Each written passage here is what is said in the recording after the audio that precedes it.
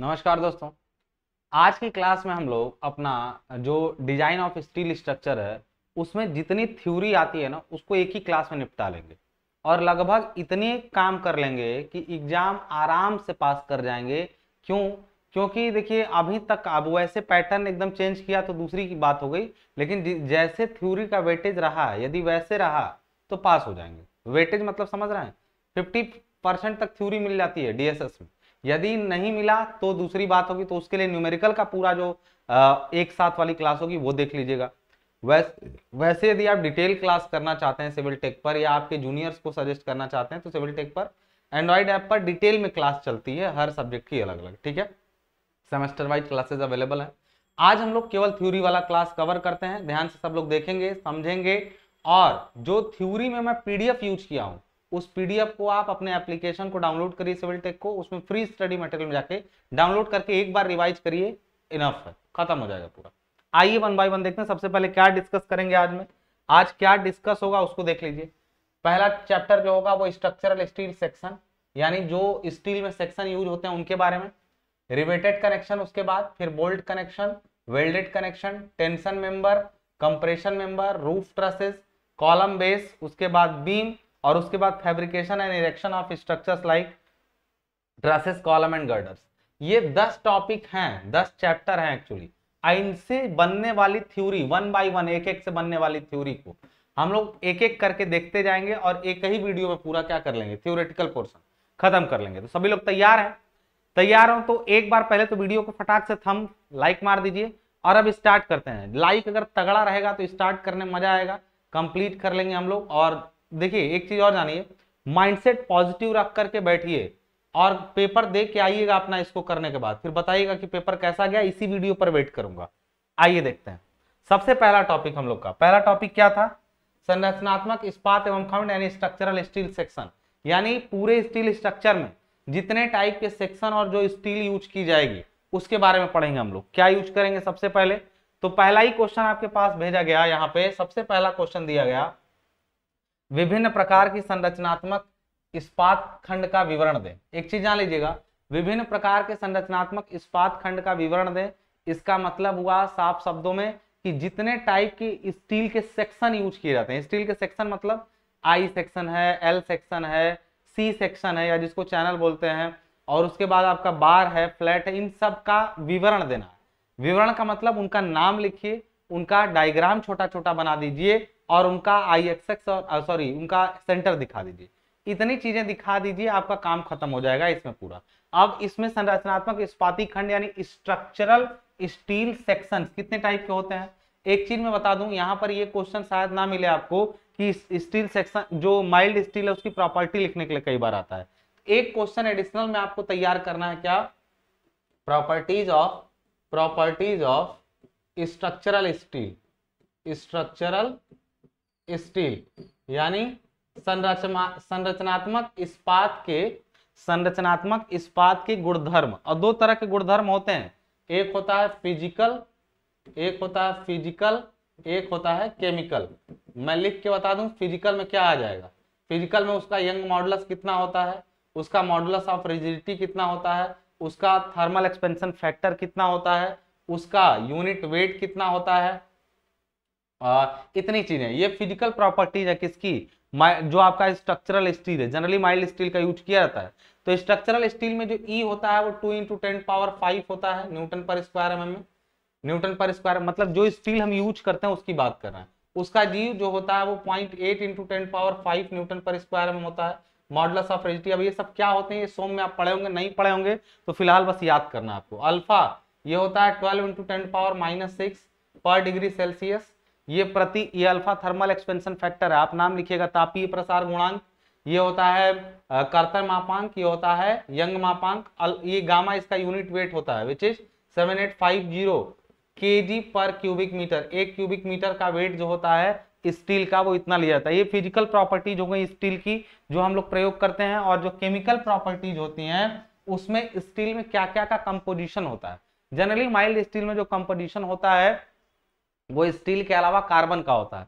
Carbon का percentage जो steel के अंदर होता है 0.3% से लेकर के 1.5% तक होता है। माइल्ड स्टील में नहीं बल्कि और इसको पूरे स्टील के माइल्ड स्टील में 0.2% से लेकर के 0.3% तक कर सकते हैं। किसमें? माइल्ड स्टील में परसेंट है। तो ये हो गया केमिकल कंपोजिशन इसका। केमिकल कंपोजिशन में और चीजें हैं बट उनको बताना जरूरी नहीं है। क्यों नहीं है? क्योंकि वो इंपॉर्टेंट नहीं है स्टील की प्रॉपर्टी से, जो हमारे लिए जो प्रॉपर्टी होगी।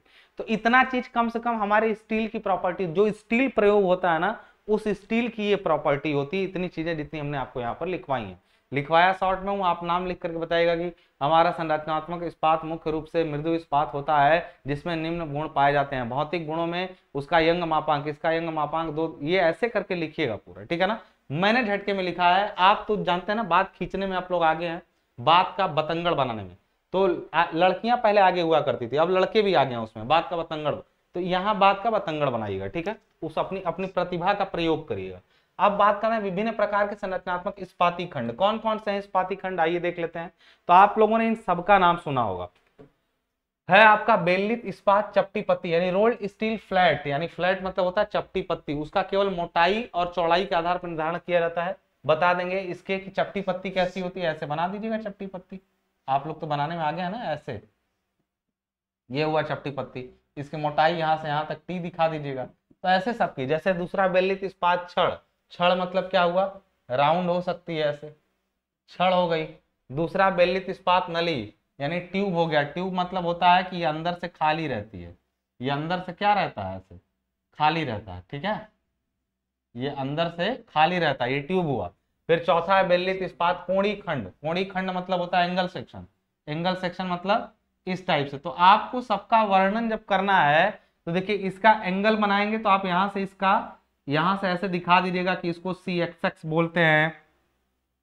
अगर आप थोड़ा सा भी DSS पढ़े होंगे तो ये सब तो आपको आ गया होगा। CXX बोलते हैं, इसको CYY बोलते हैं। ये एक एंगल सेक्शन है। ये इसकी लेग है, लेग मतलब दोनों लेग होती हैं, लेग 1 लेग 2, ये दो तरह के हो सकते हैं। ये सब बातें इसमें थोड़ी थोड़ी लिख देनी है आपको। रोल्ड स्टील एंगल, एंगल दो टाइप के होते हैं। इक्वल एंगल होता है, मतलब जिसमें ये दोनों बराबर हों, इक्वल, या फिर अनइक्वल, जिसमें ये दोनों बराबर नहीं होते हैं, अलग अलग साइज के होते हैं। तो इस टाइप के होते हैं। इसी टाइप से बेलनित इस्पात टी खंड, टी सेक्शन कैसा होगा, तो टी टाइप का बनता है, ये इस टाइप से टी सेक्शन होता है, ठीक है। उसके बाद चैनल सेक्शन, चैनल सेक्शन कैसा होता है, तो सबका डायग्राम बना बना करके। बेलनित इस्पात धरण खंड, रोल्ड स्टील आई सेक्शन, तो आई सेक्शन जो होता है वो कुछ इस टाइप का होता है। तो सारे सेक्शन का नाम लिखना है और सबका छोटा छोटा डायग्राम बना करके उनका क्या बना देना है आपको। मान लीजिए यहाँ से ऐसे बना है, तो ये इसका है, यहाँ पे इसका सेंटर होगा, इसका सेंटर कुछ यहाँ पे होगा। तो सबका इस टाइप से बना बना के एक डायग्राम इनको आपको बता देना है। और लास्ट में लिख देना कि इनके सभी ज्योमेट्रिकल प्रॉपर्टी, यानी ज्यामितीय गुण, ज्यामितीय गुण मतलब ज्योमेट्रिकल प्रॉपर्टीज स्टील टेबल से पढ़ी जा सकती हैं। विभिन्न प्रकार के जो सेक्शन है उनकी गुण जो है स्टील टेबल से पढ़े जा सकते हैं, ठीक है। आगे बात करते हैं, अगला क्वेश्चन क्या कह रहा है हम लोग से, ट्यूबुलर सेक्शन क्या है, वर्णन कीजिए। ट्यूबुलर सेक्शन, ट्यूबुलर मतलब होता है नली, जो अंदर से खाली होता है ना, ट्यूब, ट्यूब से ट्यूबुलर बना है। अंदर से जो खाली होता है ना, आर पार सॉलिड नहीं होता है, पूरा खाली होता है, उसको बोलते हैं ट्यूबुलर सेक्शन, ठीक है। अब ये क्या होता है, पाइप। ट्यूबुलर सेक्शन मतलब पाइप। एक ट्यूबुलर सेक्शन या खोखला सिलेंडर होता है, आमतौर पर जरूर नहीं कि पाइप का क्रॉस सेक्शन मुख्य रूप से उन पदार्थों से व्यक्त करने के लिए उपयोग किया जाता है जो तरल पदार्थ और गैस प्रवाह छोटे पदार्थों को प्रभावित कर सकते हैं। पाइप का मतलब जनरली तो यही लिया जाता है कि जो गैस वगैरह का प्रवाह कर सकें। ट्यूबुलर सेक्शन संरचनात्मक अनुप्रयोगों के लिए भी इस्तेमाल किया जाता है। मतलब जो खोखले सेक्शन होते हैं उनको केवल पाइप के रूप में ही यूज नहीं किया जाता है, बल्कि जानते हैं, मैं आपको ये चीज डिस्कस कर चुका हूं मेन क्लास में कि पाइप सेक्शन ज्यादा मजबूत पड़ते हैं सॉलिड वाले की तुलना में। अगर आप ये सोच रहे हैं कि एक सॉलिड छड़ लें, पूरा अंदर से ऐसे भरा हुआ, ठीक है, ऐसे इस मामले में, ठीक है ना, ऐसे पूरा अंदर से भरा हुआ सॉलिड, और एक हो ट्यूबुलर, यही। लेकिन ट्यूबुलर होगी तो एक चीज जानिएगा, अगर 1 kg का ये भी है तो 1 kg ये भी लीजिए, मतलब 1-1 kg, मतलब दोनों का मास बराबर हो। यूनिट मास के लिए दोनों क्या होंगे आपस में, मतलब यूनिट मास का मतलब जैसे खोखला है तो छोटा रहेगा, इसको इसी को अंदर से खाली होके और बड़ा कर दीजिए, तो ये वाला जो बड़ा किए है ना वो ज्यादा मजबूत होगा। क्यों? क्योंकि इसका इनर्शिया बढ़ जाता है। अब ये सब क्या होता है मेन क्लास में डिस्कस करेंगे, मैं फिलहाल के लिए बस इतना बता दूं कि समान भार के लिए ट्यूबुलर सेक्शन सॉलिड सेक्शन से ज्यादा मजबूत होते हैं। समान भार के लिए, समान भार को याद रखिएगा, ये नहीं कि सर दोनों बराबर ले लिए तब कर रहा है। दोनों एक समान भार के हों तो ट्यूबुलर सेक्शन ज्यादा मजबूत होंगे, किससे? सॉलिड से। तो इसके बारे में बताया गया कि पाइप का उचित चयन, काफी हद तक पाइपलाइन ये सब लिखा गया है यहाँ पे।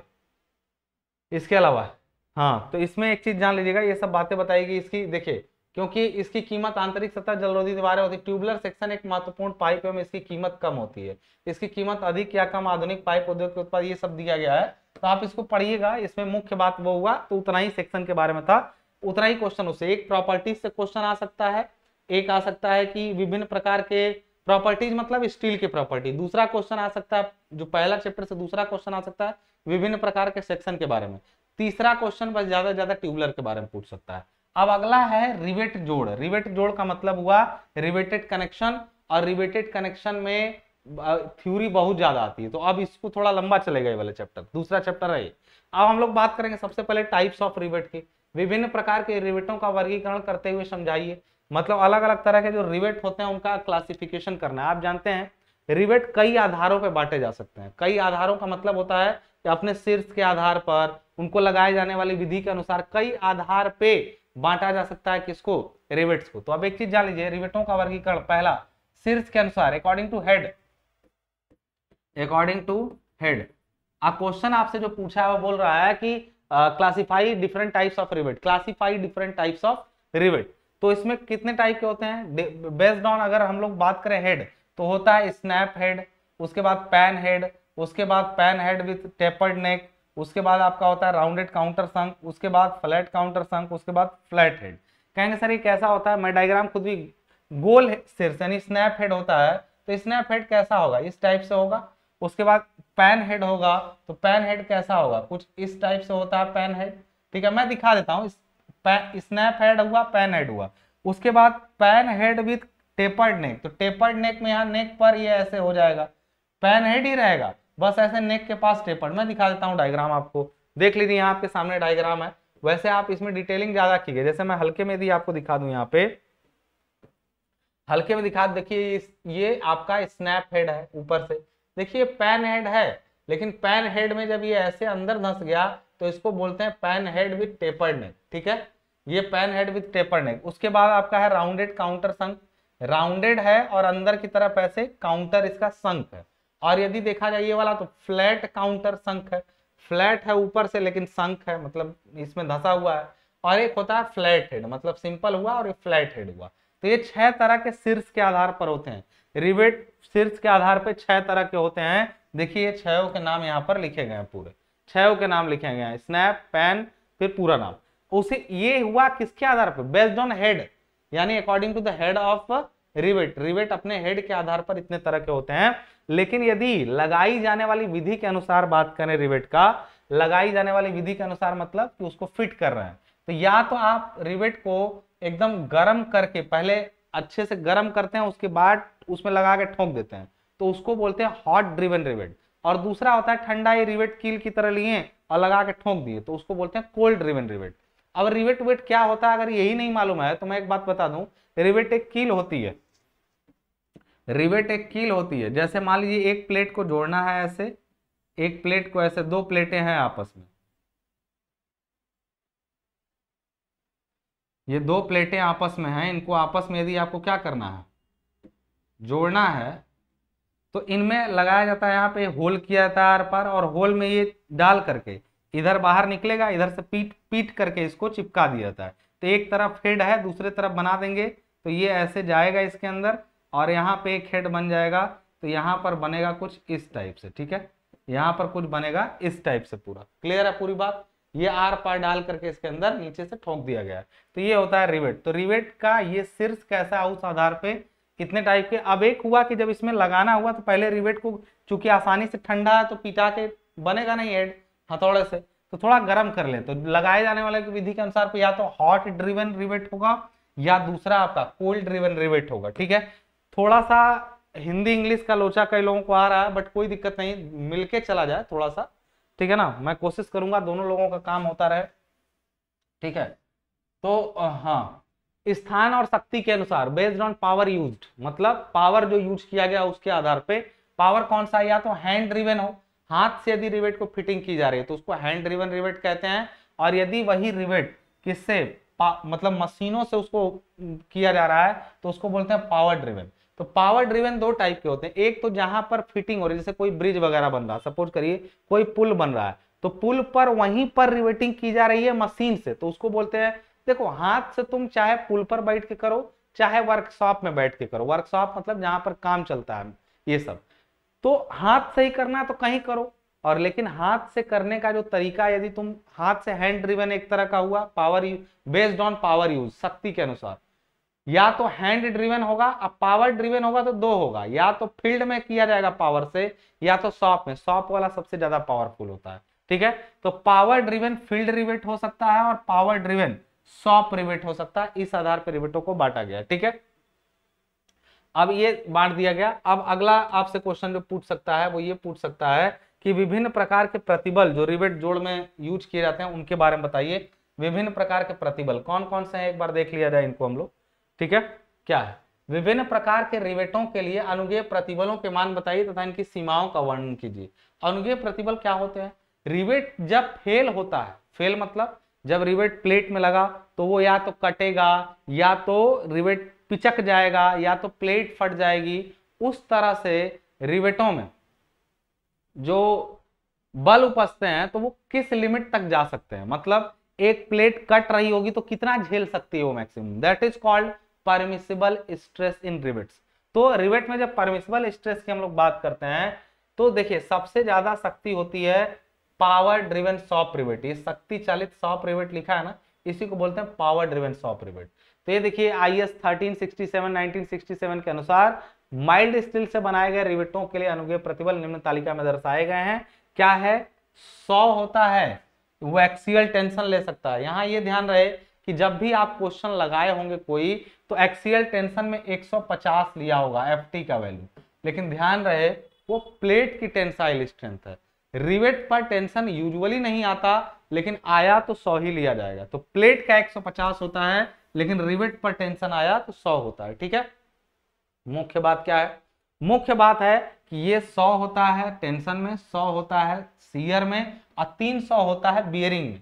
बियरिंग शियर ये सब क्या है अभी थोड़ा जानते होंगे, नहीं जानते होंगे, वेट एंड वॉच, थोड़ी देर में पता चल जाएगा।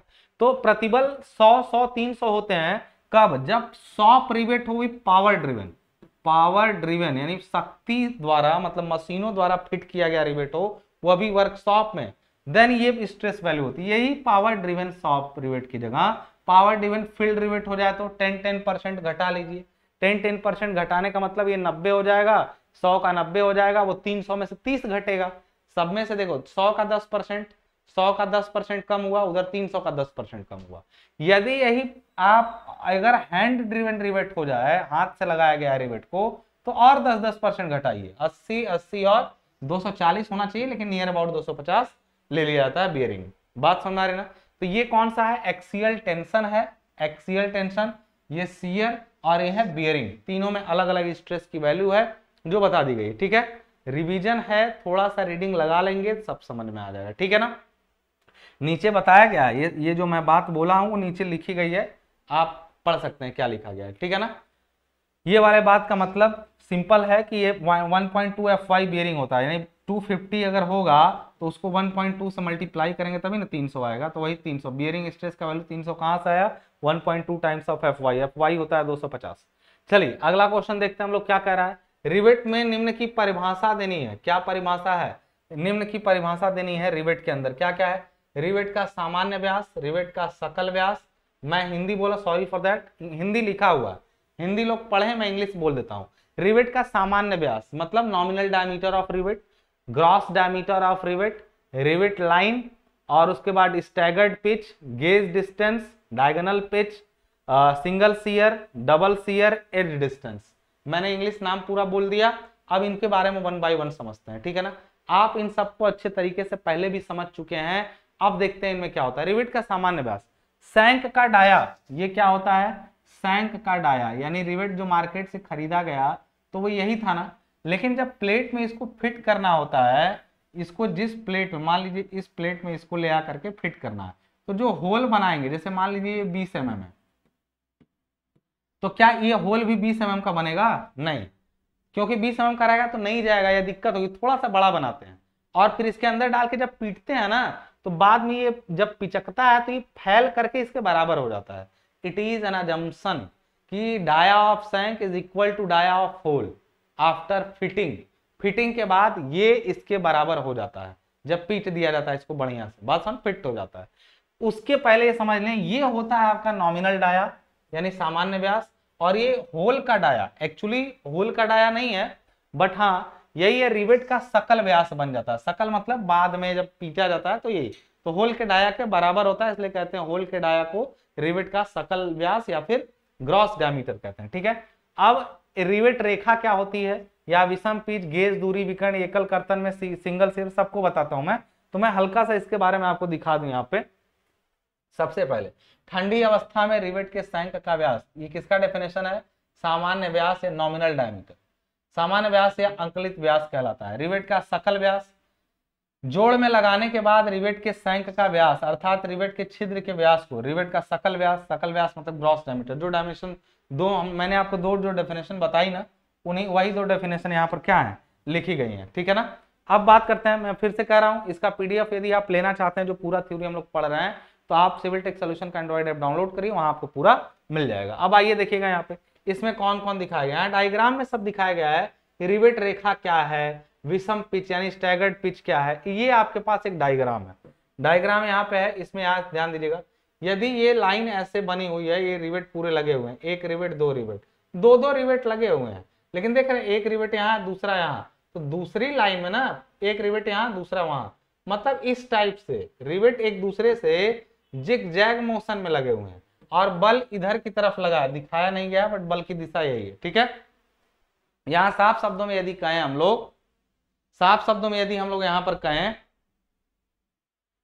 तो देखिए ये जो लाइन आपकी बन रही है ना, ये देखिए ध्यान से, इसमें एक चीज होती है गेज। अच्छा, बच्चों को ये कंफ्यूजन हमेशा रहा है, बल ये है ना, तो बल की लंबवत दिशा ये है, बल की डायरेक्शन ये है, तो बल की लंबवत दिशा ये है। इस दिशा में दो रिवेटों के बीच की दूरी जो मापी जाती है, दो रिवेटों के बीच की जो दूरी मापी जाती है, उस दूरी को हम लोग देखिए यहाँ पे दिखाया गया है, यहां से यहां तक ये जो दूरी मापी गई है यहां से यहां तक, उसको गेज दूरी बोले हैं। ठीक है ना, गेज, ये गेज रेखा है और एक सबसे किनारे से, देखिए कुछ रिवेट किनारे पर है ना, कुछ रिवेट किनारे पर है, तो प्लेट के किनारे से पहले रिवेट के केंद्र तक की दूरी किनारा दूरी कही जाती है, इसको बोलते हैं एज डिस्टेंस।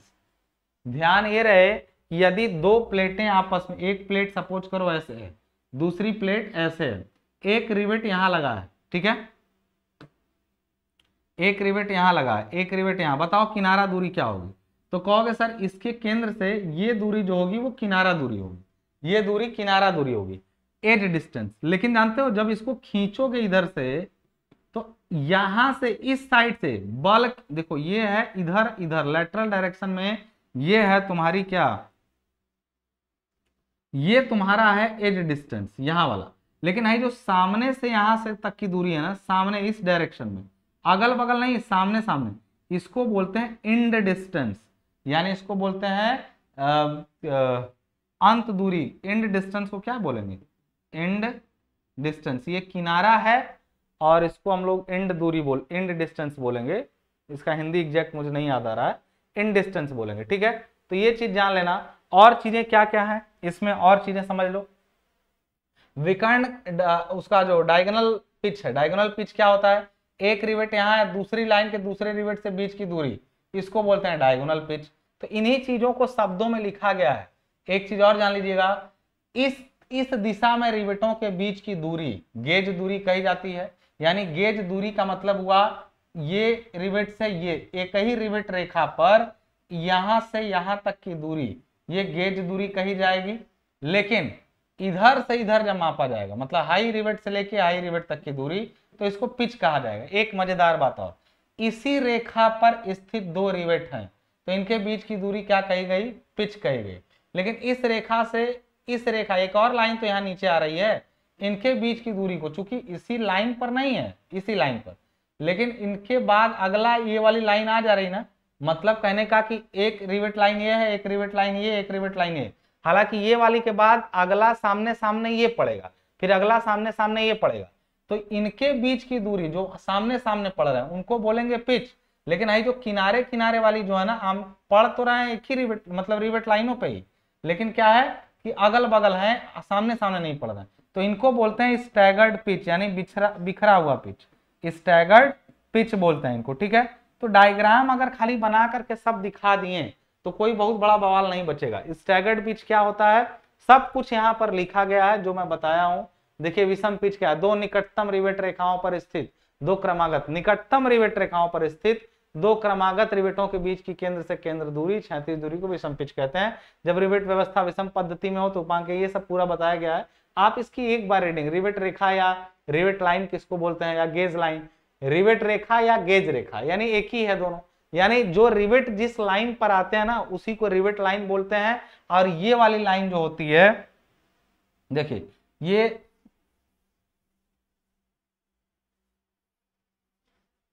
जो लाइन होती है ना, ये वाली, इसको ये होती है रिवेट लाइन, जबकि ये वाली लाइन जो होती है उसको बोलते हैं गेज लाइन। बल की दिशा में गेज लाइन, बल के लंबवत दिशा में रिवेट लाइन। और रिवेट लाइन पर दो रिवेट स्थित है, उनके बीच की दूरी को पिच गेज कहते हैं। और गेज लाइन पर दो रिवेट, जैसे गेज लाइन पर दो रिवेट स्थित है, ये गेज लाइन है, उस पर दो रिवेट स्थित है, इसको पिच कहते हैं। यानी गेज लाइन पर स्थित रिवेट को पिच, और पिच रिवेट लाइन पर स्थित रिवेटों के बीच की दूरी को गेज। ये चीजें याद रखिएगा। ठीक है, कई बार बच्चों को कंफ्यूजन होती है कि सर जब घटाते हैं आप इसका फार्मूला लिखेंगे तो सर आप तो यहाँ रिवेट लगा रहता है, उसमें से आप कहते हैं P minus D into T into F T करते हैं। भैया किताबों में ऐसा लिखा गया, वास्तविक फार्मूला होना चाहिए D minus D into T into F T. ये चीज का ध्यान रखिएगा, क्लियर है ना। असल में जो टेंशन का फार्मूला पर पिच लेते हैं आप, ये असल में पर गेज होता है, लेकिन गेज शब्द प्रचलित शब्द नहीं है, पिच ही चलेगा अंत में। तो असल में दोनों ही पिच है, पिच का जनरल मतलब अंतराल होता है। तो असल फार्मूला ये है, लेकिन पी का यूज किया था क्योंकि पी जनरल वर्ड है। ठीक है, तो ये हुआ आपका। फिर उसके बाद सिंगल सीयर बोला था, डबल सीयर। तो आप देखिए यहाँ पे एकल कर्तन क्या होता है, जब लैप ज्वाइंट बनता है, रिवेट में कौन सा ज्वाइंट बनता है, रिवेट में कौन सा ज्वाइंट बनता है, लैप ज्वाइंट, इस टाइप से बना हुआ है। रिवेट जोड़ में जब ऐसे लैप ज्वाइंट बना तो इसमें रिवेट को जब खींचेंगे तो रिवेट कहाँ कटेगा, रिवेट का एक हिस्सा ऊपर रह गया ऐसे, और रिवेट का एक हिस्सा कहाँ चला गया, ऐसे नीचे रह गया। तो रिवेट एक जगह पर सिंगल प्लेन पर क्या हुआ है, फेल हुआ है, तो इसका सिंगल सीयर फेलियर होगा। लेकिन यहीं पर यदि रिवेट बट ज्वाइंट से जुड़ा होता है, बट का मतलब होता है कि यहां पर एक रिवेट लाइन ऐसी हो गई, सॉरी एक आपका रिवेट ऐसा हो गया और एक ये ऐसा हो गया, ठीक है ना। जब इनको खींचेंगे और एक कटेगा ये ज्वाइंट, तो ये बाहर आ जाएगा, तो ये रिवेट को दो जगह काटेगा। कैसे, ये पूरा ऐसे ही रहेगा और यहां से एक रिवेट जो है इसके अंदर फंसी हुई आ जाएगी इसके अंदर, और इधर ये इसके साथ पूरा काट के इस प्लेन पे कटेगा, इस प्लेन पे ये पूरा निकल आएगा बाहर, रिवेट दो जगह कट जाएगा। तो इसको बोलते हैं हम लोग डबल सीयर फेल्योर। यानी यहाँ पर बोला है एकल कर्तन, यानी rivet in single shear, rivet in double shear. तो यहाँ पर एक चीज जान लीजिएगा, सीधे यहाँ पर जब उपांग में बलों का रिवेट दो तलों पर टूटकर तीन टुकड़ों में बंट जाता है, रिवेट तीन टुकड़ों में बटेगा दो जगह कट करके, बट जोड़ में दोहरा कर्तन होता है, जबकि लैप जोड़ में एकल कर्तन होता है। ये चीज लिखी गई है, एक बार देख लीजिएगा इसको। ठीक है, आगे बात करते हैं हम लोग। यहाँ पर दिखाया गया है रिवेट जोड़ का विफल होना, समझाइए। रिवेट जोड़ का विफल होना यानी failure of lap joint, sorry failure of rivet joint. Question कह रहा है कि describe failure of rivet joint. Rivet joint के फेलियर को ठीक से समझाना हम लोगों को। ठीक है, रिवेट ज्वाइंट का फेलियर कितने टाइप से हो सकता है देख लीजिए भाई। जो रिवेट के जोड़ होते हैं कितने टाइप से फेल होते हैं। पहला केस क्या हो सकता है, देखिए रिवेट का जोड़ फेल होने का मतलब हुआ कि कुछ भी हो जाए बस ज्वाइंट टूट जाए। तो जिन प्लेटों को जोड़ा गया है वो प्लेटें आपस में फट सकती हैं, यानी टीयरिंग ऑफ प्लेट्स हो सकता है। दूसरा, रिवेट जो होते हैं वो कट सकते हैं। तीसरा, रिवेट जो हो सकती है वो पिचक सकती है। पिचकने का मतलब होता है दब जाना। होता ये है कि देखिए ये प्लेट रखी गई है, ऐसे दो प्लेटें आपस में जोड़ी गई हैं, ठीक है। जब इनको ऐसे खींचा जाएगा तो हो सकता है कि ये रिवेट इतना मजबूती जुड़ा हो हाई यहीं रह जाए, हाई प्लेट है यहाँ से कट के निकल जाए, मतलब ये यहीं पर जुड़ा है, जुड़ा रह जाए, अब प्लेट यहीं से कट के निकल जाए तो टीयरिंग ऑफ प्लेट हो गया। यदि खींचे और जो रिवेट कनेक्टेड थी उसको काट दिए तो सीयरिंग ऑफ रिवेट हो गया। और यदि खींच रहे हैं ना, पता चले इतना तेज खींचे कि ऐसे बजने लगा, मतलब होल जो है वो बड़ा हो गया, ऐसे फैल गया, अब रिवेट उसके अंदर है, निकला नहीं इसमें बाहर, लेकिन हिल रहा है पूरा ज्वाइंट, तो that is called bearing failure. Bearing का मतलब होता है दब जाना, पिचक जाना, कुचल जाना, ठीक है। तो एक तो टीयरिंग हुआ, टीयरिंग ऑफ प्लेट, प्लेट का धारण में विफल होना, धारण मतलब देख रहे हैं खींच रहे हैं तो ये पूरा ऐसे पिचकता चला जा रहा है। और तीसरा हो सकता है तीसरा रिवेटों का कर्तन में, कर्तन वाला पीछे भी बताया है, लेकिन हल्का सा देखिए यहाँ सीयरिंग बताया है, यहाँ पर टेयरिंग बताया हुआ है, यहाँ पे बियरिंग बताया हुआ है। उसके बाद बियरिंग देखिए दोनों की होती है। बियरिंग में हो सकता है कि जब खींचे, बियरिंग मतलब धारण, खींचे हो सकता है रिवेट पिचक जाए, या हो सकता है प्लेट का होल बड़ा हो जाए। देखो होल बड़ा हो जाएगा तब भी ऐसे खटखट खटखट लड़ेगा, और अगर तुम खींचे, होल इतना, प्लेट इतनी मजबूत थी कि होल एकदम सेफ बना रहा, और रिवेट की जो कील थी वो सैंक के पचक गया। कैसे पिचक गया, ये देख रहे हो, जिधर से दबाव पड़ा उधर से ये यही पिचक गया, तो फिर ये ज्वाइंट जहां था ना वहीं टक टक टक टक लड़ेगा, और ज्वाइंट का हिलना मतलब ज्वाइंट का फेल ही होना होता है। और स्प्लिट फेल्यूर ऑफ प्लेट, यानी यहाँ पर आपका प्लेट भी फेल हो गई, किनारे से फट गया, मतलब खींचे जोर से और उधर से हल्का सा दूरी था वहीं फाड़ दिया उसको, तो एज स्प्लिटिंग ऑफ प्लेट्स। इतने टाइप से रिवेट क्या हो सकता है, फेल हो सकता है। जब सीयर में रिवेट फेल होता है तो उसमें सिंगल और डबल दोनों टाइप के फेल्योर होते हैं। अब बात कर रहा है रिवेट जोड़ की सामर्थ्य और दक्षता की व्याख्या करें। आज हम लोग केवल थ्योरेटिकल पार्ट को कवर कर रहे हैं, इस वजह से ये चीजें हो रही हैं। थ्योरेटिकल पार्ट को एक वीडियो और पुरानी गई हुई है जिसमें ज्यादातर न्यूमेरिकल को कवर किया गया है। यदि आप पूरा फॉर्मूला एक साथ देखना चाहते हैं तो वो भी एक वीडियो अवेलेबल है, उसका लिंक मैं डिस्क्रिप्शन बॉक्स में डाल दूंगा। है वो व्हाइट बोर्ड पे ही बना हुआ, बट उसमें पूरा न्यूमेरिकल अप्रोच ज्यादा है, थ्योरेटिकल अप्रोच कम है। इसमें थ्योरेटिकल अप्रोच ज्यादा है, दोनों एक मतलब जरूरी है आपको। तो अगर आप लास्ट मोमेंट पर देख रहे हैं तो 5-6 घंटे अच्छे से पढ़ेंगे तो लिख के आ जाएंगे बढ़िया से पेपर आप, ठीक है। जोड़ की सामर्थ्य एवं दक्षता की व्याख्या करें। रिवेट जोड़ की मतलब, आपको व्याख्या का मतलब है describe strength and efficiency of rivet joint. ये क्वेश्चन क्या कह रहा है, describe strength and efficiency of rivet joint. Describe strength and efficiency of rivet joint. क्या क्या होता है, तो आप एक चीज जान लीजिएगा, एफिशिएंसी क्या होती है, दक्षता। हमेशा दक्षता का मतलब होता है कोई चीज पहले जितनी मजबूत थी उसकी तुलना में अब कितनी मजबूत है। मान लीजिए एक प्लेट थी आपस में, एक प्लेट थी सपोज करिए, ठीक है ना, इस पर लगा बल, और बल लगने पर ये 100 सह सकती है, ठीक है ना, कितना सह सकती है, 100। लेकिन जब इसी प्लेट में हमने इसको रिवेटों से जोड़ दिया, यहां रिवेट वेट लगा करके जोड़ दिया, अब खींच रहे हैं तो जोड़ के कारण ये कितना सह पा रही है, 55 ही सह पा रही है। तो एफिशिएंसी क्या होगी, पहले की तुलना में, माने स्ट्रेंथ, ये ज्वाइंट का स्ट्रेंथ अब 55 है और सॉलिड का स्ट्रेंथ 100 था, तो 55/100 गुणा 100 कर दिए, यानी 55% है पहले की तुलना में। यानी दक्षता हमेशा क्या होती है, तुलनात्मक होती है। एक्चुअल स्ट्रेंथ की तुलना में ज्वाइंट कितना एफिशिएंट है। एफिशिएंट मतलब होता है कितना दक्ष है, कितना कैपेबल, बात समझ आ रही है ना, तो इसको बोलते हैं दक्षता। तो पहले भैया रिवेट की स्ट्रेंथ निकाल लो, और स्ट्रेंथ निकालने के बाद सॉलिड प्लेट की स्ट्रेंथ से डिवाइड करो, इंटू 100 कर दो, यानी ज्वाइंट की strength upon actual strength into क्या करेंगे, 100। हालांकि यहाँ पर एक्चुअल स्ट्रेंथ को हमने 100 माना है, इसलिए 100 है, 55, तो 55% इसकी एफिशिएंसी कही जाएगी। तो मैंने एफिशिएंसी को यहाँ परिभाषित भी कर दिया आपको,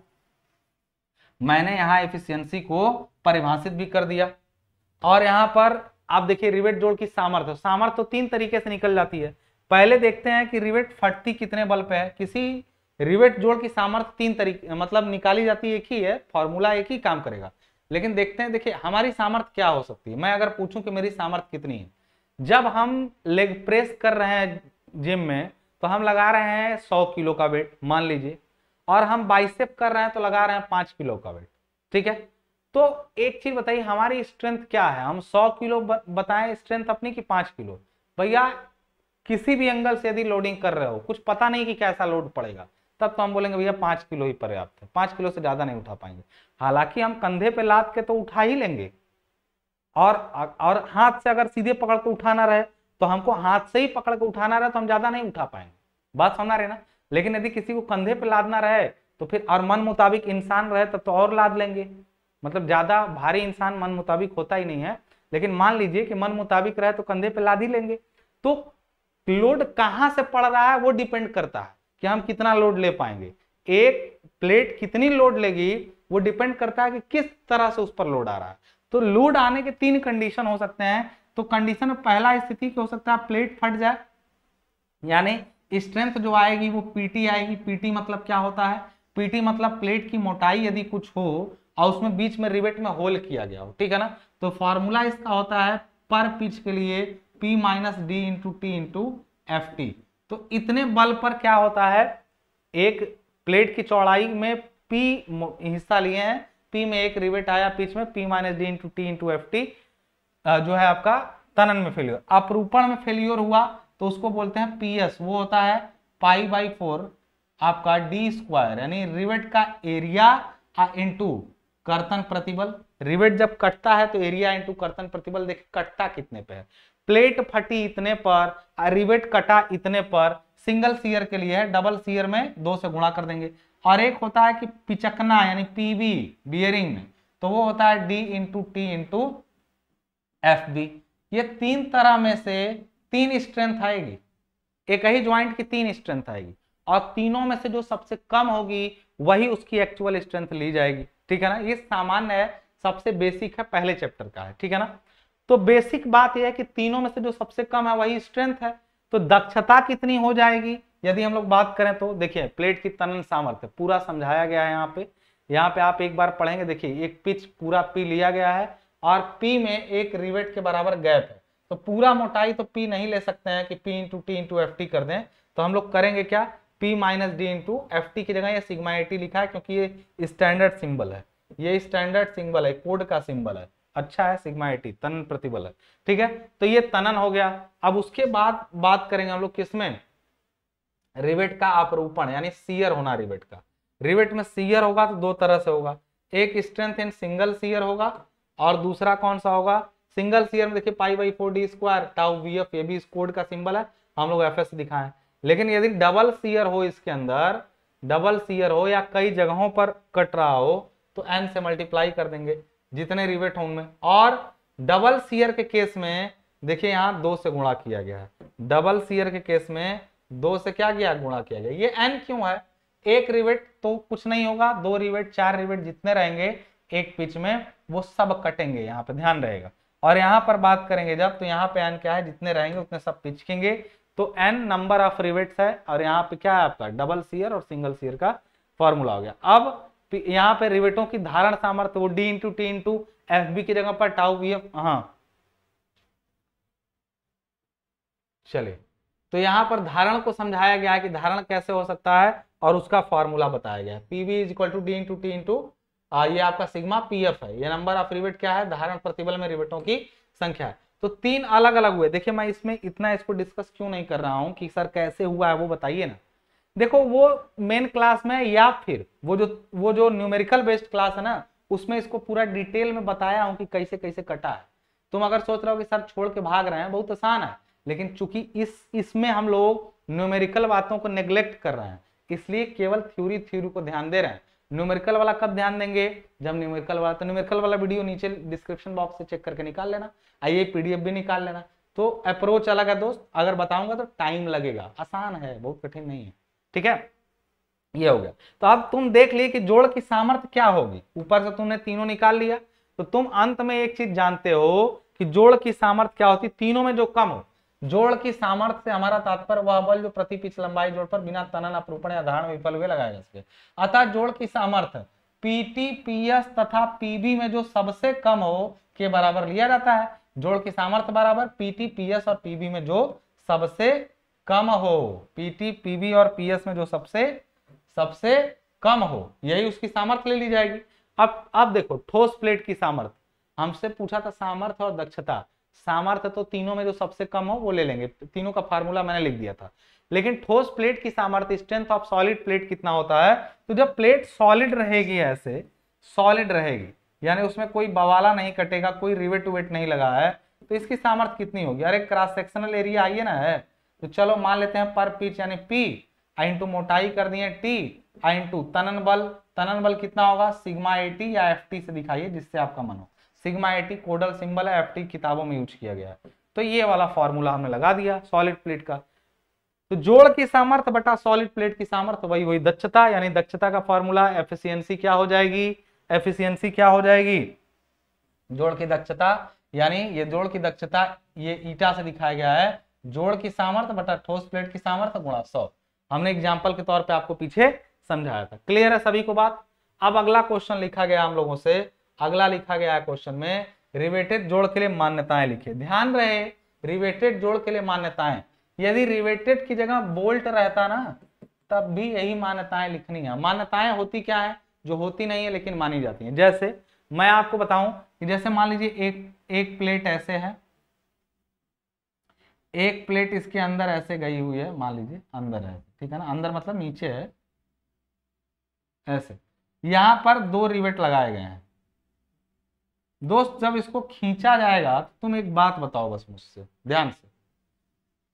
पहली बात कि रिवेट यहां लगे हुए हैं, तो एक बात बताओ जब खिंचाएगा तो पूरी प्लेट एक समान बल झेलेगी या फिर जहां रिवेट जुड़ा है वहां बल ज्यादा आएगा। देखो बल यदि यहां लगा है ना तो बल का लाइन ऑफ एक्शन ये है, तो कायदे से देखा जाए तो प्लेट में सबसे ज्यादा तनाव इस जगह पे होगा और बाकी जगह पर तनाव कम होगा। वास्तविकता डिस्ट्रीब्यूशन ये है। अब इस पर डिस्कशन करेंगे कभी और, जब तुम थोड़ा एनालाइज करने लायक हो जाओगे। तुम सोचो खींचेंगे ना तो सबसे ज्यादा खींचेगा यहाँ पे जहां लग रहा है, अगल बगल उतना खिंचाव, किनारे पर उतना खिंचाव नहीं होगा। लेकिन जब हम लोग न्यूमेरिकल लगाते हैं तो मानते हैं कि रिवेट छिद्रों के बीच प्लेट पर तनन प्रतिबल समान रूप से उपजता है। मतलब अगर हम इनको ऐसे खींचेंगे तो ये सब पर एक समान तनन लगाएंगे, एक समान बल समझते हो, हर जगह से प्रतिबल एक समान निकल रहा है, देख रहे हो। जबकि वास्तविकता ये नहीं है, वास्तविकता ये है कि बीच में प्रतिबल ज्यादा होगा जहां लोड लगा है और किनारे किनारे कम होगा। तो मान्यताएं वो होती हैं जो होती नहीं है लेकिन सुविधा के लिए मान ली जाती हैं, क्योंकि जब ऐसे घुमा लेते ना तो विश्लेषण करना बहुत कठिन पड़ जाता। बात समझ रहे हो। चलो आगे तो बात करते हैं मान्यता में। पहली मान्यता, दूसरी मान्यता क्या है, मान्यता वो जो हो ना लेकिन मानी जाए, ठीक है। दूसरा कह रहा है प्लेटों की सतहों के बीच घर्षण बल नगण्य होता है। जब दोनों प्लेटों को ऐसे रख करके रिवेट से कसा जाता है, खींचते समय खाली सोचते हैं कटने का बल लग रहा है या बाकी सब। वास्तविकता क्या है जानते हो, इनके बीच में घर्षण के कारण भी कुछ प्रतिरोध होता है, लेकिन माना गया कि घर्षण क्या है, नगण्य है।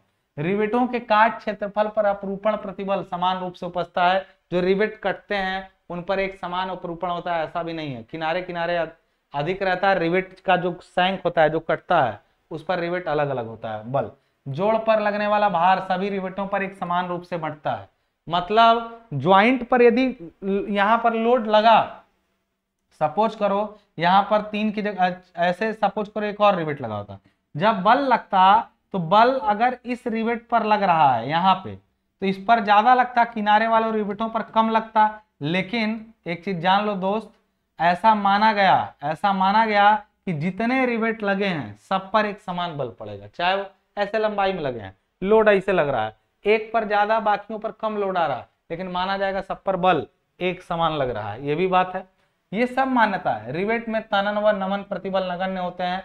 रिवेट को जब ऐसे खींचते हैं तो वो मुड़ेगा नहीं और रिवेट में कोई तनन नहीं आएगा, जबकि ऐसा हल्का सा होता है, रिवेट में तनाव भी आ जाता है, लेकिन माना नहीं गया। रिवेट व प्लेट की अर्ध बेलनाकार संपर्क सतह पर संपीड़न प्रतिबल समान रूप से वितरित होता है। ये बात समझ में नहीं आई तो मान लो समझा भी सकते हैं।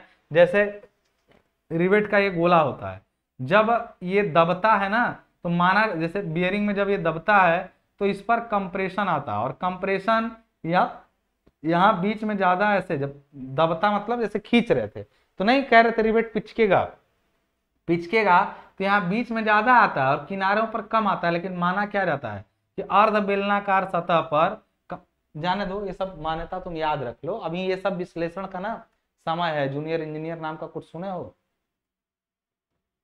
यही सब पढ़ा दोगे तो वहां कैसे मिलोगे दोस्त। अगला चैप्टर हम लोग का बोल्ट कनेक्शन, ठीक है ना। अगला चैप्टर कौन सा है? Bolt connection. रिवेट की पूरी थ्योरी खत्म हो गई है, बोल्ट कनेक्शन क्या कह रहा है। अच्छा, रिवेट में एक थ्योरी मैं छोड़ रहा हूं, छोड़ क्या रहा हूं वो दिखा नहीं। लैप और बट ज्वाइंट में डिफरेंस, लैप और बट ज्वाइंट में डिफरेंस। अब ये डिफरेंस केवल 4 होते हैं, तुमको किताब से याद करके आना है।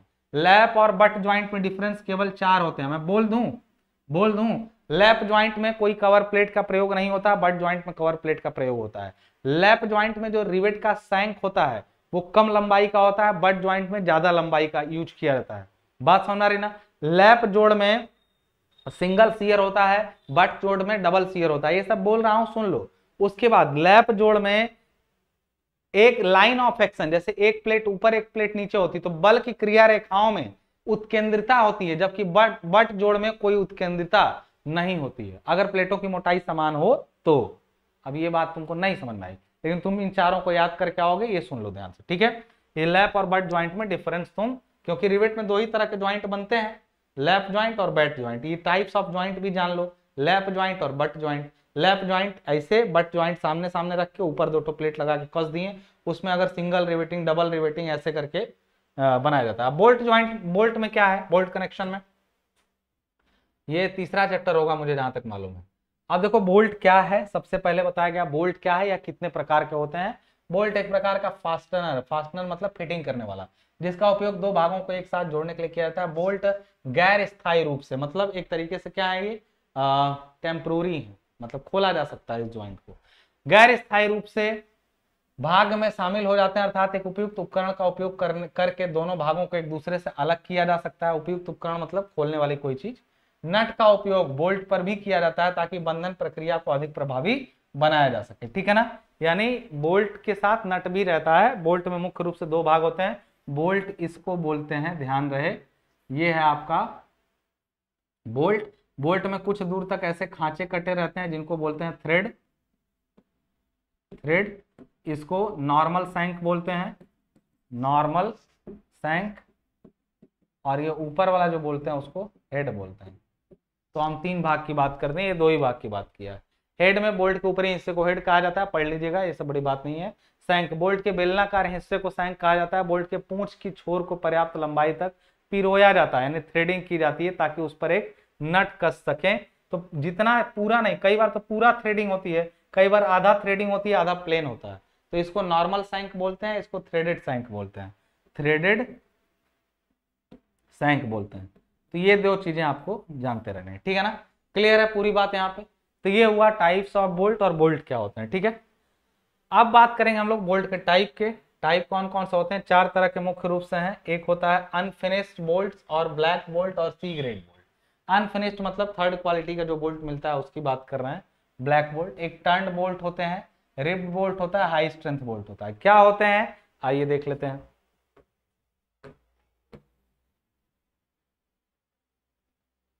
चलिए, सबसे पहले आता है ऊपर अनफिनिश्ड बोल्ट। इस प्रकार के बोल्ट को ऑर्डिनरी, कॉमन या ब्लैक बोल्ट के नाम से जाना जाता है। इसकी सामर्थ्य कम होती है। इस बोल्ट का उपयोग डोमेस्टिक पर्पज, मतलब घर के अंदर कोई उपकरण है।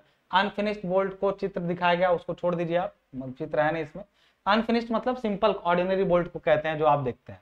टर्न बोल्ट, यह बोल्ट अनफिनिश्ड बोल्ट के समान ही होते हैं। इन बोल्ट की सामर्थ्य काफी कम होती है। इन बोल्ट को तैयार किया जाता है तथा इन्हें छेद में फिट करने के लिए ध्यान से मशीन बनाई जाती है, मतलब एक अलग से मशीन बनी होती है। रिब्ड बोल्ट क्या होते हैं? इस प्रकार के बोल्ट रिवेट के समान होते हैं।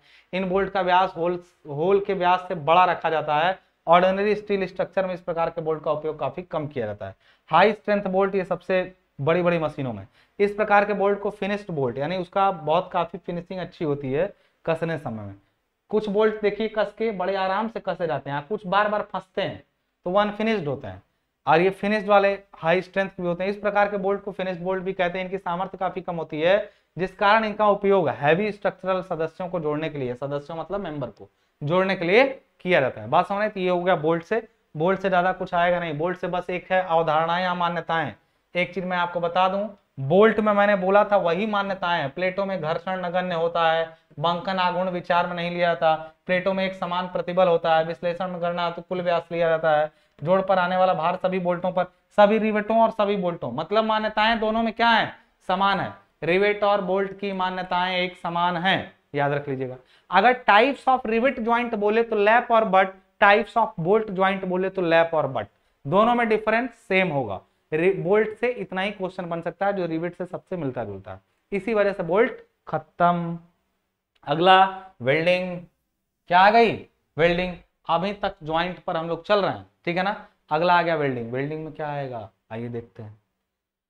वेल्डिंग में क्या आएगा, तो सबसे पहले वेल्डिंग क्यों अच्छी है, वाई वेल्डिंग इज बेटर। अच्छा, कोई भी चीज बेटर होती है तो किसी के कंपेयर में होती है, ठीक है ना। जब आप बोलते हैं कि अश्वनी सर अच्छा पढ़ाते हैं या बुरा पढ़ाते हैं, दोनों बात, तो कहीं ना कहीं से आप कंपेयर कर रहे होते हैं, ठीक है ना। जब कोई नहीं होगा तो कोई अच्छा या कोई बुरा होगा नहीं, एक कंपेरेटिव फेनोमिना है, समझ में आ रही बात। या तो मुझी से मेरा कंपेयर कर रहे हो सकता है मैं पहले अच्छा पढ़ा रहा हूँ सही ना पढ़ा रहा हूँ, तो कंपेरिजन कहीं ना कहीं होता है, पक्की बात है। तो जब हम बोलते हैं कि वेल्ड जोड़ों के लाभ बताइए, या वेल्ड जोड़ों, जैसे हमने बोला कि वेल्ड जोड़ के लाभ बताइए ना, एडवांटेजेस ऑफ वेल्डिंग ज्वाइंट, तो एडवांटेजेस कहा कि वेल्ड जोड़ कम शोर करता है, यानी कोई ना कोई ऐसा जरूर जोड़ होगा जो ज्यादा शोर करता होगा।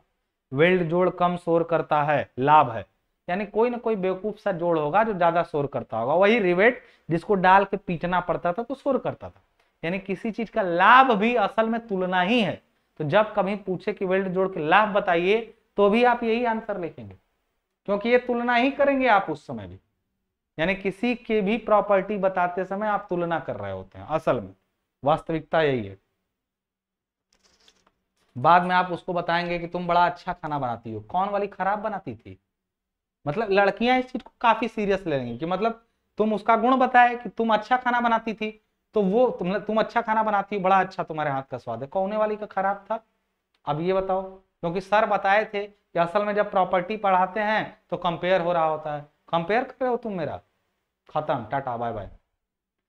वेल्ड जोड़ों तथा रिवेट जोड़ों की तुलना कीजिए, यहां तो चलिए बोल ही दिया, नहीं बोला होता तब की बात मैं बोला हूं। वेल्ड तथा रिवेट जोड़ों की तुलना यानी comparison of weld and rivet joint. Rivet जोड़ की तुलना में वेल्ड जोड़ अधिक दृढ़ होता है, वेल्डिंग कर दी जाओ तो ज्यादा दृढ़ता यानी रिजिडिटी ज्यादा होती है। रिवेट ज्वाइंट थोड़ा फ्लेक्सिबल कह सकते हैं, फ्लेक्सिबल नहीं मतलब सेमी फ्लेक्सिबल। रिवेट जोड़ की तुलना में वेल्ड जोड़ देखने में सुंदर लगता है, अच्छी बात है। वेल्ड जोड़ मितव्ययी होता है, मतलब एक बार ऐसे वेल्डिंग घुमा दिए, अब रिवेट डाल के पीटो, मेहनत लगती है, अलग से रिवेट डालना पड़ता है, तो सस्ता नहीं हो जाता, थोड़ा महंगा पड़ जाता है। वेल्ड जोड़ मितव्ययी होता है, इकोनॉमिकल, क्योंकि आवरण प्लेटें मतलब कवर प्लेट रिवेट आदि इसमें आवश्यकता नहीं होती है। वेल्डिंग कार्य केवल एक व्यक्ति कर सकता है, जबकि रिवेट जोड़ के लिए अधिक कारीगरों की आवश्यकता पड़ती है। उसके बाद वेल्ड जोड़ की दक्षता रिवेट जोड़ से अधिक होती है, वेल्डिंग कर देने पर मजबूती 100% एफिशिएंसी, जैसे उसमें 55% आया था ना, 100% एफिशिएंसी आ जाती है, क्योंकि कोई होल वोल नहीं होता है प्लेट में। वेल्ड जोड़ में समय कम लगता है, वेल्ड जोड़ में कुशल कारीगरों की आवश्यकता पड़ती है, वेल्ड जोड़ लगाते समय शोर नहीं होता, जबकि रिवेट जोड़ लगाने में बहुत शोर होता है। वेल्ड जोड़ लगाते समय शोर नहीं, सॉरी एक ही चीज दो बार हो गया, देखिए यहाँ 2 बार है, 2 पॉइंट एक ही हो गया, इग्नोर करिएगा। वेल्ड जोड़ लगाने के उपरांत यदि जोड़ जल्दी ठंडा कर दिया जाए तो वह भंगुर हो जाता है, जबकि रिवेट जोड़ में इसकी संभावना नहीं होती। एक चीज है कि रिवेट वेल्डिंग करते समय तुरंत उसमें पानी मत डालिएगा, नहीं तो टूट जाएगा बाद में। स्प्लाइस प्लेट तथा रिवेट न होने के कारण वेल्ड जोड़ का ड्राइंग बनाना आसान होता है। वेल्डिंग का अगर कहीं पर वेल्डिंग की गई है तो ड्राइंग में कुछ दिखाना ही नहीं है, वेल्ड जोड़ है। रिवेट होगा तो पूरा रिवेट दिखाओ, सेंटर लाइन दिखाओ, ड्राइंग के पेपर में दिखेगा। और एक चीज और आसान बात मैं बता दूं, वेल्ड जोड़ हल्के होते हैं, हल्के क्या, खाली जोड़ा गया है। रिवेट होता है तो रिवेट का ज्वाइंट भारी भी हो जाता है, ठीक है ना। और वेल्ड जोड़ में सावधानी की कम आवश्यकता पड़ती है, ये सारी बातें हो गई, ठीक है ना। तो ये फायदे नुकसान हो गए किसके, वेल्ड जोड़ के। अब बात करते हैं किसकी, कि वेल्ड कितने टाइप के होते हैं। यदि हम आपको सीधे पहले टाइप बता दें इधर से, टाइप्स ऑफ वेल्ड मैं थोड़ा सा अपने से बता दूं बाकी, क्योंकि इसमें सब कुछ नहीं। 2 टाइप के मुख्य रूप से होते हैं, एक होते हैं फिलेट वेल्ड, एक होता है बट वेल्ड। तो जब भी वेल्डिंग की जाए और 2 प्लेटों को एक दूसरे के ऊपर ऐसे, 2 प्लेटों को एक दूसरे के ऊपर इस टाइप से इस टाइप से एक दूसरे के ऊपर क्या कर दिया जाए, चढ़ा करके ऐसे जोड़ा जाए, मतलब इसको एक दूसरे के ऊपर क्या किया गया, लैप करा दिया गया। तो यही लैपी वाले को हम लोग क्या बोलते हैं, आप ऐसे आमने सामने इनके वेल्डिंग कर दी गई, किनारे किनारे कर दी गई, तो इसको बोलते हैं क्या, फिलेट वेल्ड। जबकि बट वेल्ड में प्लेटों को एक दूसरे के क्या रखा जाता है, सामने सामने रखा जाता है। सामने मतलब जहां तुम वहीं हम, ठीक है ना, ऐसे सामने। तो वेल्डिंग कहाँ की जाती है, यहीं इनके बीच में, यहीं सामने ही वेल्डिंग की जाती है, एकदम फ्रंट पे। तो इनको बोलते हैं बट वेल्ड। अब फिलेट वेल्ड और बट वेल्ड के साथ साथ कुछ और वेल्ड होते हैं, जिसमें होता है स्लॉट वेल्ड, स्लॉट वेल्ड, और असल में ये सब फिलेट वेल्ड के ही टाइप है। अगर हम इनको कहें अगर, तो फिलेट वेल्ड में टाइप यदि हम लोग बांट लें तो इसी में आता है स्लॉट वेल्ड और प्लग वेल्ड, प्लग वेल्ड, ठीक है। दो और ये फिलेट वेल्ड टाइप ही है। क्यों, अच्छा मेन बात है कि जब इसको खींचेंगे ना तो ना ये कटते हैं, जो ये रिवेट, ये जो वेल्डिंग की गई है ना वो ऐसे कटती है, स्लाइड होती है। तो जब भी फिलेट वेल्ड में लेंगे ना तो शियर स्ट्रेस लेके करते हैं काम, जबकि बट वेल्ड में जब खींचते हैं तो टेंसाइल स्ट्रेस से काम करते हैं, क्योंकि बट वेल्ड पे क्या आता है, टेंशन आता है, और जो शियरिंग वाला होता है उस पे क्या आता है आपका शियर आता है, सॉरी फिलेट वाले पे शियर आता है और बट वेल्ड वाले पे टेंशन आता है। तो ये दोनों चीजों को याद रखिएगा, कैलकुलेशन करते समय हमेशा फिलेट वेल्ड में एफएस का यूज करिएगा और बट वेल्ड में एफटी का यूज करिएगा। क्लियर है। अब बात करते हैं, ये पूछा है, ये तो हमने ऐसे बताया आपको, लेकिन क्वेश्चन क्या पूछा था, क्वेश्चन जो पूछा था वो भी देख लीजिए जरा, क्वेश्चन क्या पूछा था उसको भी देख लीजिए जरा, नहीं कहेंगे सब बता डाले क्वेश्चन। हाँ, क्वेश्चन पूछा था कि खांचा वेल्ड यानी स्लॉट वेल्ड और प्लग वेल्ड में, प्लग वेल्ड और स्लॉट वेल्ड। प्लग वेल्ड का मतलब हुआ, देखिए स्लॉट वेल्ड का, दो प्लेटें एक दूसरे के ऊपर रखी गई, देखिए ये है और ये है, रखा गया, और ऊपरी प्लेट को काट करके उसके चारों तरफ ऐसे वेल्डिंग की गई, बीच में खाली छोड़ा गया, दो प्लेटें ऐसे चढ़ाई गई, एक तो ऊपर वाले में ऐसे होल मारा गया और होल के किनारे किनारे किनारे किनारे वेल्डिंग कर दी गई, तो उसको बोला स्लॉटिंग करना, ठीक है। लेकिन वही काम यदि ऐसा हो जाए कि होल करके ऐसे होल किया जाए, ऐसे इनमें होल किया गया लेकिन पूरा किनारे किनारे पूरा उसी होल में ही भर दिया गया, देखिए पूरा ब्लैक प्लग कर दिया गया, तो इसको बोलते हैं हम लोग प्लग वेल्डिंग। तो स्लॉट वेल्डिंग और प्लग वेल्डिंग में डिफरेंस क्या है, लिखा भी हुआ है, डायग्राम बनाना जरूरी है अगर पूछा तो। अब मेन चीज पूछा कि फिलेट वेल्ड के विभिन्न परिमापों को समझाइए। दो टाइप के वेल्ड होते हैं, फिलेट वेल्ड और बट वेल्ड। हमने फिलेट वेल्ड को समझाना शुरू किया है। अब फिलेट वेल्ड में टांग लंबाई क्या होती है, वेल्ड के माप, प्रभावी कंठ मोटाई, प्रभावी लंबाई, सब पर बात करेंगे। तो जब भी आपको देखा जाएगा फिलेट वेल्ड क्या होता है, मतलब एक प्लेट ऐसे आई, सामने से देख रहे हैं देखिए ध्यान से, और एक प्लेट नीचे है मान लीजिए, है कैसे समझिए, ऐसे मैटर ये है कि ये दोनों हैं ऐसे, असल में ऐसे हैं, ठीक है, कुछ ऐसे हैं ये प्लेटें ऐसे, ठीक है, और ये प्लेट ऐसे लगाई गई हैं। तो यहां पर जब वेल्डिंग इनके बीच में ऐसे की जाती है, इस टाइप से जब वेल्डिंग की जाती है तो फ्रंट से देखने पर, फ्रंट से देखने पर कैसा दिखेगा,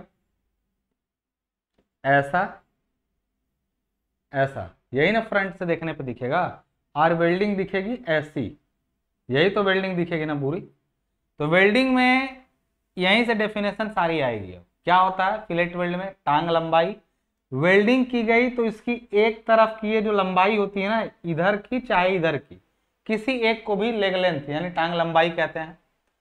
और जो छोटी होती है, मान लीजिए ये L1 है, ये आप L1 ना कहिए, स्मॉल L1 या जो भी कह लीजिए आप टांग लंबाई को, ये मान लीजिए L2 है, तो L1 L2 में जो छोटा रहेगा उसको हम लोग कहते हैं S, यानी साइज ऑफ वेल्ड। यानी यदि L2 छोटा है, सपोज L1 ऐसे है, वेल्डिंग ऐसे हो गई, L1 बड़ा हो गया और L2 छोटा, तो जो छोटा रहता है ना उसको साइज ऑफ वेल्ड या फिर वेल्ड की माप कहते हैं। प्रभावी कंठ मोटाई, इसको कहते हैं प्रभावी कंठ मोटाई। रूट से, ये जो इसको बोलते हैं रूट, रूट से इस पर डाले गए लंब की जो दूरी होती है उसको प्रभावी कंठ मोटाई कहते हैं। यानी इसी पर जब खींचते हैं ना इसको दोनों तरफ से, प्लेटों को जब ऐसे खींचा जाता है दोनों तरफ से, तो यहीं पर से आधा वेल्ड इसके पास आधा वेल्ड इसके पास, कट के निकल जाता है। तो इसको बोलते हैं प्रभावी कंठ मोटाई। प्रभावी लंबाई क्या होती है, ये जो वेल्डिंग की गई ना पूरा ये यहां से यहां तक ऐसे, इसकी पूरी लंबाई जो होती है ना यहां से यहां तक, वो सपोज करिए एल, एल एक्चुअल मान लीजिए कैपिटल एल है, ठीक है ना।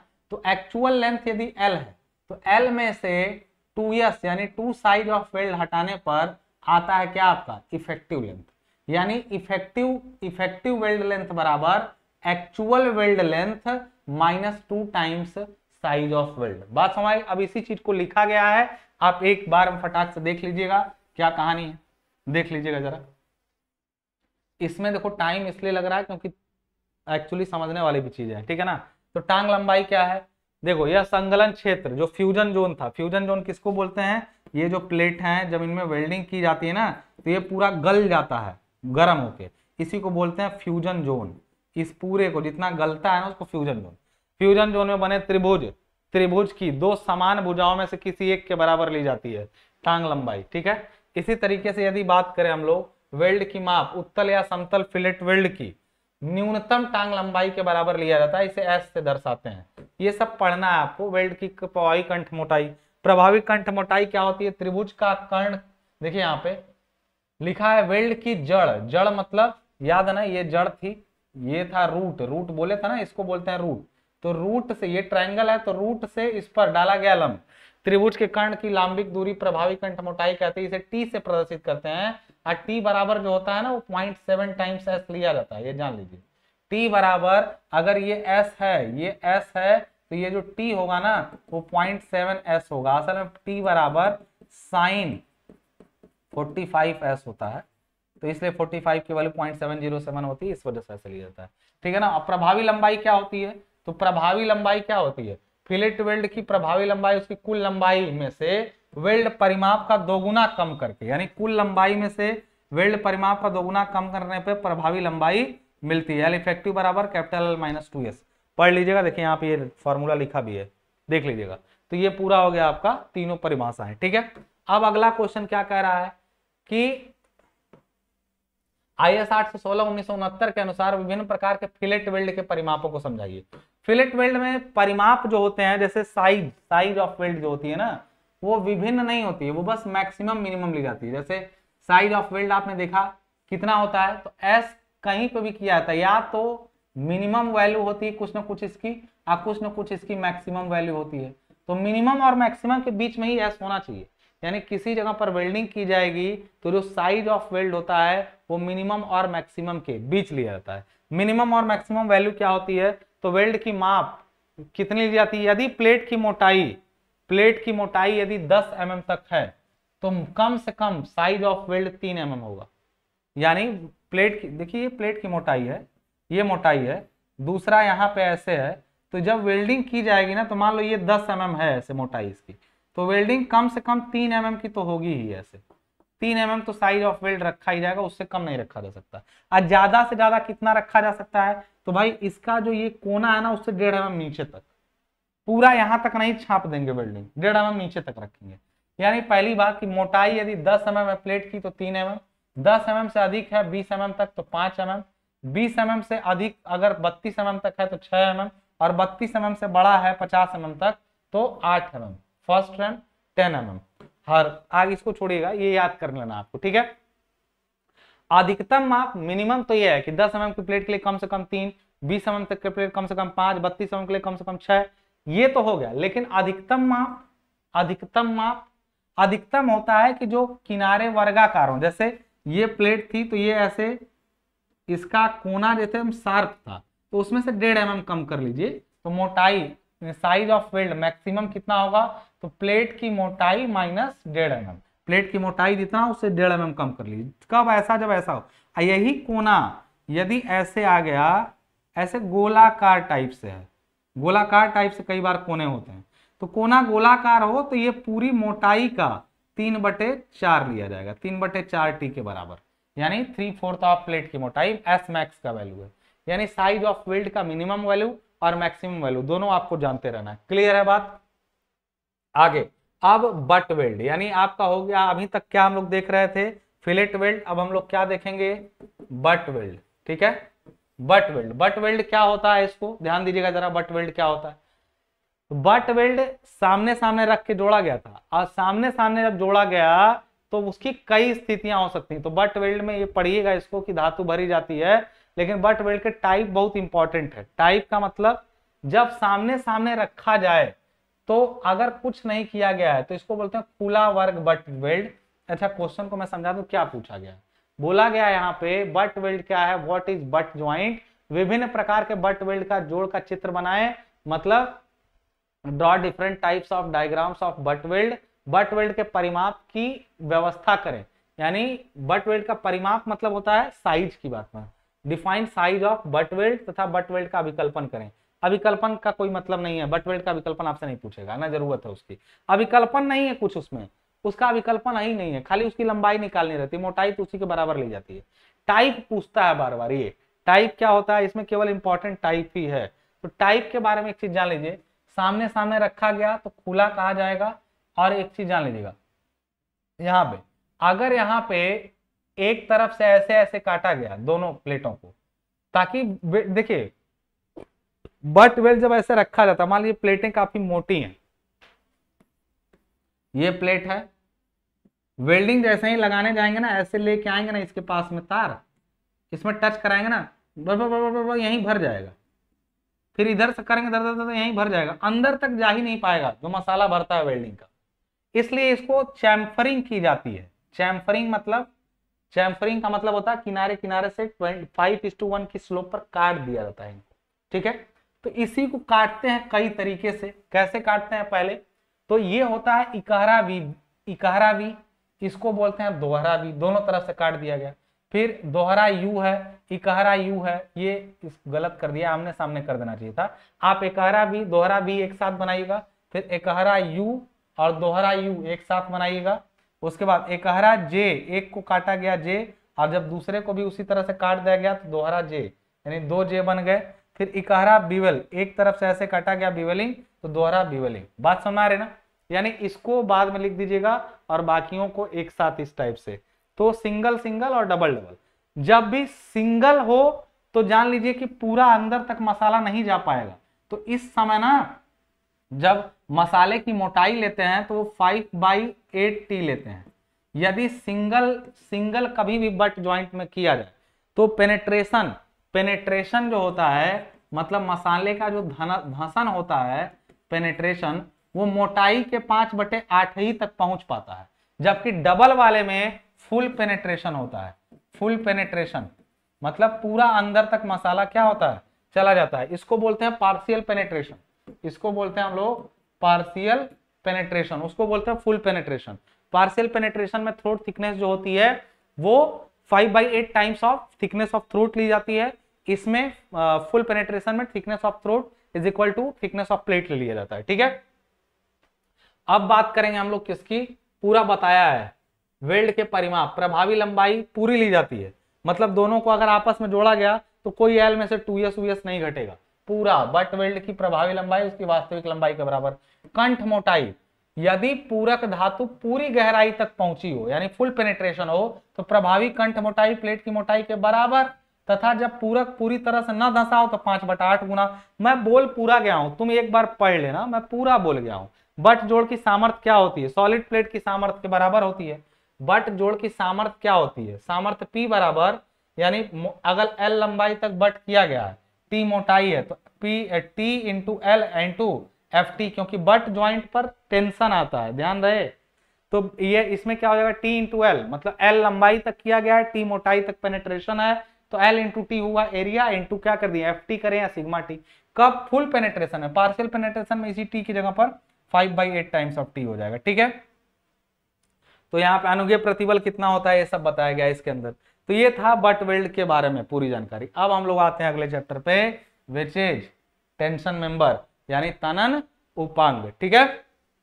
तनन उपांग क्या कहता है, सबसे पहले तनन उपांग में डेफिनेशन हम लोग देखेंगे किसकी, गसेट प्लेट पर टिप्पणी लिखिए। गसेट प्लेट क्या होती है, मैंने बताया था कि जब कई मेंबर ऐसे, गसेट प्लेट कैसी होती है, लेट्स सी, सिंपल, नहीं दिया है कोई बात नहीं।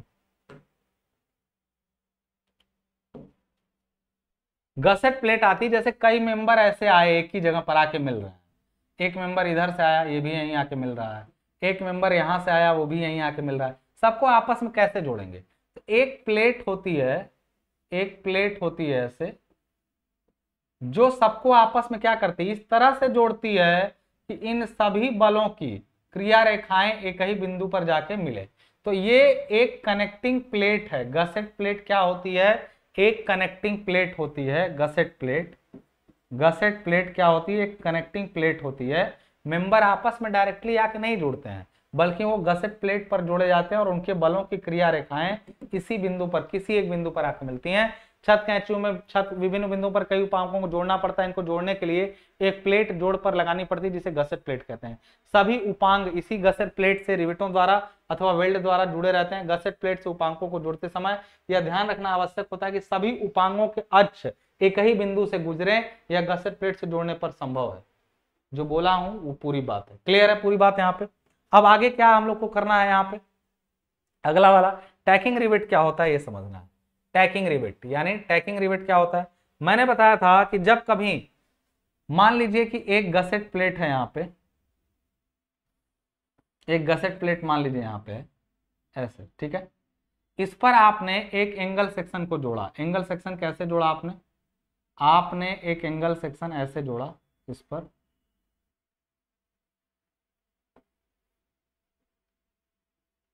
एंगल सेक्शन, और एंगल सेक्शन ऐसे आगे चला गया, ठीक है, ऐसे एंगल सेक्शन इससे आके जुड़ा हुआ है। अच्छा, इसी गसेट प्लेट के पीछे एक और एंगल सेक्शन ऐसे निकला जो इसके पीछे है। गसेट प्लेट ऐसे है असल में, मैं आपको ऐसे नहीं ऐसे दिखा देता हूं। ये आपकी गसेट प्लेट, समझाने का टाइम तो नहीं है यार। इसके पीछे एक एंगल ऐसे लगा हुआ है, एक एंगल यहाँ लगा हुआ है, इसी के पीछे एक और एंगल ऐसे लगा हुआ है। यदि देखा जाए तो ये है आपकी गसेट प्लेट, ये है, और आपके एंगल ऐसे जा रहे हैं, ठीक है, आपके एंगल ऐसे जा रहा है। ये वाला भी उधर गया है अपना, इधर गया है, इधर की तरफ ऐसे निकला है, ये वाला भी एंगल। समझ में आ रही बात ना? यानी जब इन एंगल को गसेट प्लेट से जोड़ा गया तो यहां पर रिवेटिंग की जाएगी। देखो ये आर पार पूरा गया होगा, दूसरे वाले एंगल में भी घुसा होगा पूरा, दोनों जुड़े होंगे आपस में। तो होता क्या है कि इनको आपस में जोड़ने के लिए तो इन रिवेटों को कहते हैं हम लोग मेन रिवेट। मेन रिवेट कहते हैं इनको, क्या कहते हैं? Main rivet. लेकिन ये आगे जाकर के ना आपस में भी कनेक्टेड रहे, तो यहां पर भी गसेट प्लेट के बाद आगे जाने पर यहां पर जगह जगह पर सेपरेटर लगा के, सेपरेटर मतलब होता है ब्लॉक लगा करके, लोहे का छोटा छोटा ब्लॉक लगा करके ऐसे अंदर, ऐसे ब्लॉक मतलब होता है ऐसे इनके बीच में सेपरेटर अलग करने के लिए सेपरेटर लगा के अलग अलग जगह पे आगे रिवेटिंग कर दी जाती है। तो इन रिवेटों को ना, अच्छा, जब इसको पकड़ के खींचेंगे तो कटेंगे ये सब रिवेट, ये सब तो इन्हीं को जोड़े हुए हैं। जब खींचेंगे दोनों को तो हाई दोनों कटेंगे, इन पर बल, इन पर कोई बल नहीं आता है, ये केवल आप टैक करने के लिए, टाका मारने के लिए। तो टैकिंग रिवेट बोलते हैं, यानी टाका मारने वाला रिवेट, टैकिंग रिवेट। किसको? इन दोनों को टैकिंग रिवेट बोलते हैं। क्लियर है? तो टैकिंग रिवेट क्या होते हैं? एक तरह से टैग करने के लिए बनाए जाने वाले रिवेट हैं टैकिंग रिवेट। क्लियर है बात सभी को? चलिए, तो आप समझ गए होंगे।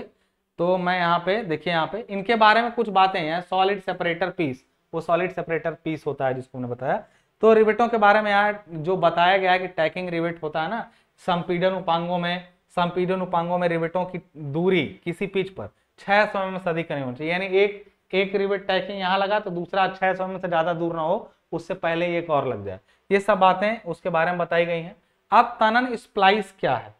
तनन स्प्लाइस क्या है? स्प्लाइस का मतलब एक चीज जान लीजिए, और उसका अभिकल्पन करें। अभिकल्पन के बारे में यहाँ बात नहीं करेंगे, वो न्यूमेरिकल वाली क्लास में। स्प्लाइस क्या है इस पर बात कर लेते हैं। एक चीज बताऊं, जब कभी मान लीजिए ये छत की कैंची है, सपोज करिए ये छत की कैंची है, इसमें ये राफ्टर होता है, ये राफ्टर होता है, इसको बोलते हैं टाई।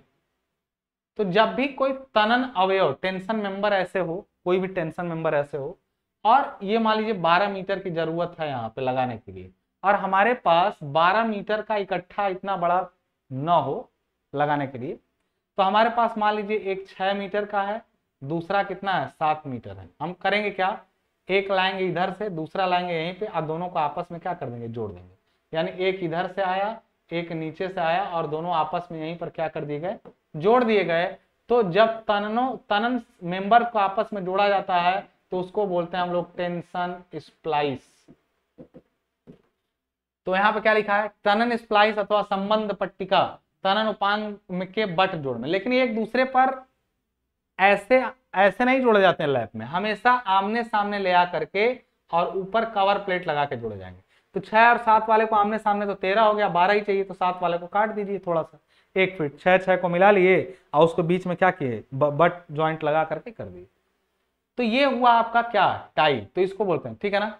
और यदि ऐसा हो कि 6 मीटर वाला जो इधर है ये थोड़ा मोटा प्लेट है, ठीक है, और उधर से जो आया वो पतला है, तो कई बार इनके बीच में पैकिंग प्लेट भी डालनी पड़ती है, मतलब जो इनकी मोटाई को क्या कर सके, आपस में बराबर कर सके, ताकि बट ज्वाइंट बन सके। तो इस जोड़ को बोलते हैं टेंशन स्प्लाइस। वही चीजें यहाँ पर लिखी गई हैं, आप एक बार पढ़िएगा।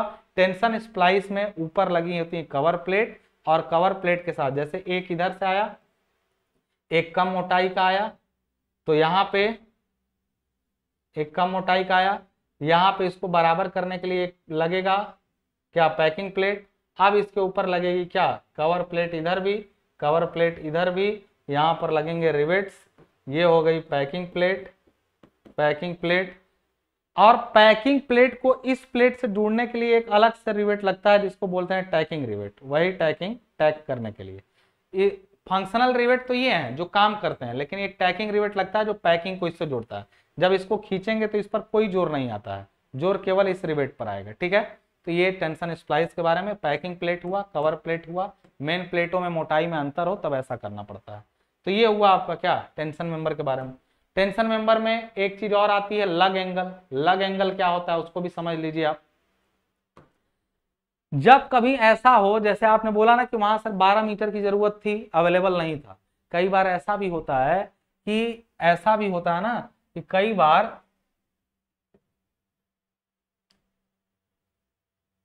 बार ऐसा भी होता है कि पता चले भाई यहां तक पहुंच गया, लेकिन अब मान लो यहां तक पहुंचा है, सपोज करो यहां तक पहुंचा है, तो ये गसेट प्लेट पे ऐसे पहुंचा होगा, एक उधर से आया है ये, और एक ऐसे मान लो, तो ये वाला ऊपर वाला इधर आया, इधर वाला ऐसे आया, हल्का सा छोटा पड़ रहा है। देखो ये अच्छा से 3 रिवेट लगा दिया गया, ये ऐसे आया होगा, यहाँ गसेट प्लेट लगी होगी ना, तो यहाँ पे मान लो 3 रिवेट लगा दिया गया, इधर ना एक ही रिवेट लग पा रहा है। बड़ी दिक्कत तो ये है कि पा तो गया है यहाँ तक, मतलब 12 मीटर की जरूरत थी, एकदम 12 मीटर है, थोड़ा सा बड़ा रहेगा तब मैं चढ़ा के जोड़ेंगे दोनों तरफ से, तो जोड़ते समय एक ही रिवेट लग पा रहा है, यानी ज्वाइंट क्या हो जा रहा है, गड़बड़ा जा रहा है काम। तो इससे करने के लिए पहले जैसे यहाँ पे एंगल लेते हैं। एंगल कैसे लेते हैं, मान लो ये एक एंगल खुद है, सपोज करो ये खुद एक एंगल है, तो इसके साथ में एक एंगल एक्स्ट्रा ऐसे जोड़ देते हैं, एक एंगल। इनको आपस में क्या करते हैं, ऐसे रिवेटों से पहले जोड़ लेंगे ताकि ये इसके साथ जुड़ जाए। आज जुड़ने के बाद इसको रिवेट लगा के ऐसे जोड़ दिया जाए, तो इस एक्स्ट्रा एंगल को बोलते हैं हम लोग लग एंगल, जो ज्वाइंट की लेंथ को क्या करता है, कम कर देता है। यानी कनेक्शन लंबा करना पड़ता, लेकिन लग एंगल लगा देने से कम ही लंबाई में काम हो गया। लग एंगल पर संक्षिप्त टिप्पणी, यानी शॉर्ट नोट ऑन लग एंगल। कनेक्शन के लिए आवश्यक संख्या में रिवेटों को समायोजित करने के लिए गसेट प्लेट के सदस्य की एक निश्चित लंबाई का उपयोग किया जाता है। मतलब जब सदस्य अधिक भारी होता है तो कनेक्शन के लिए कई रिवेट लगाने पड़ सकते हैं। कनेक्शन के लिए उपयोग किए जाने वाले सदस्य की लंबाई स्वयं बड़ी हो सकती है। यार यहाँ पे समझ लो, यहाँ पर देखो क्या किया गया है, ये एंगल मेंबर है, लेकिन इसके साथ में एक और जोड़ करके रिवेट यहाँ पे 5 लग पा रहे थे, लगाना था केवल 9, तो 5 तो इस पर लगाएं और इसके साथ में कनेक्ट करके 4 तो इस पर भी लगा दिए। अब इस पर खींचेंगे तो दोनों काम करेंगे, यानी 9 रिवेटों का फेल्योर कराना पड़ेगा, नहीं तो फिर क्या जुगाड़ था, ये बड़ा हो नहीं सकता था। तो इस एंगल को बोलते हैं हम लोग लग एंगल, ठीक है। आगे क्या है, संपीड़न, यानी अब कंप्रेशन मेंबर के बारे में पढ़ा जाए। टेंशन मेंबर की थ्योरी खत्म हो गई। कंप्रेशन मेंबर में क्या है, कंप्रेशन मेंबर में पूछा है कि निम्न को परिभाषित कीजिए। पहला, न्यूनतम परिभ्रमण त्रिज्या, ये आर होता है मिनिमम, और वो होता है किसी सेक्शन के मिनिमम मोमेंट ऑफ इनर्शिया बटा उसका एरिया, इसको बोलते हैं मोमेंट ऑफ इसका न्यूनतम परिभ्रमण त्रिज्या। तनुता अनुपात क्या होता है, किसी संपीड़न उपांग की प्रभावी लंबाई और उसके मिनिमम रेडियस ऑफ जाइरेशन का रेशियो जो होता है वो तन्यता अनुपात। अनुगेय संपीड़न प्रतिबल, किसी भी कॉलम या फिर किसी भी कंप्रेशन मेंबर पर बल लगाने पर जितना अधिकतम सहन करने की उसको अनुमति होती है वही उसका अनुमित प्रतिबल होता है। इसको जनरली सिग्मा एसी से दिखाते हैं और ये लैम्डा पर निर्भर करता है। इतनी ही बात लिखनी है आपको, सबको यही कर करके सिखाया गया। R is equal to I by A, उसी चीज को लिखा गया है। अब यहाँ पे तन्यता अनुपात है। तन्यता अनुपात क्या होता है, तो फार्मूला देखिए, L lambda is equal to L effective upon R लिखा गया है।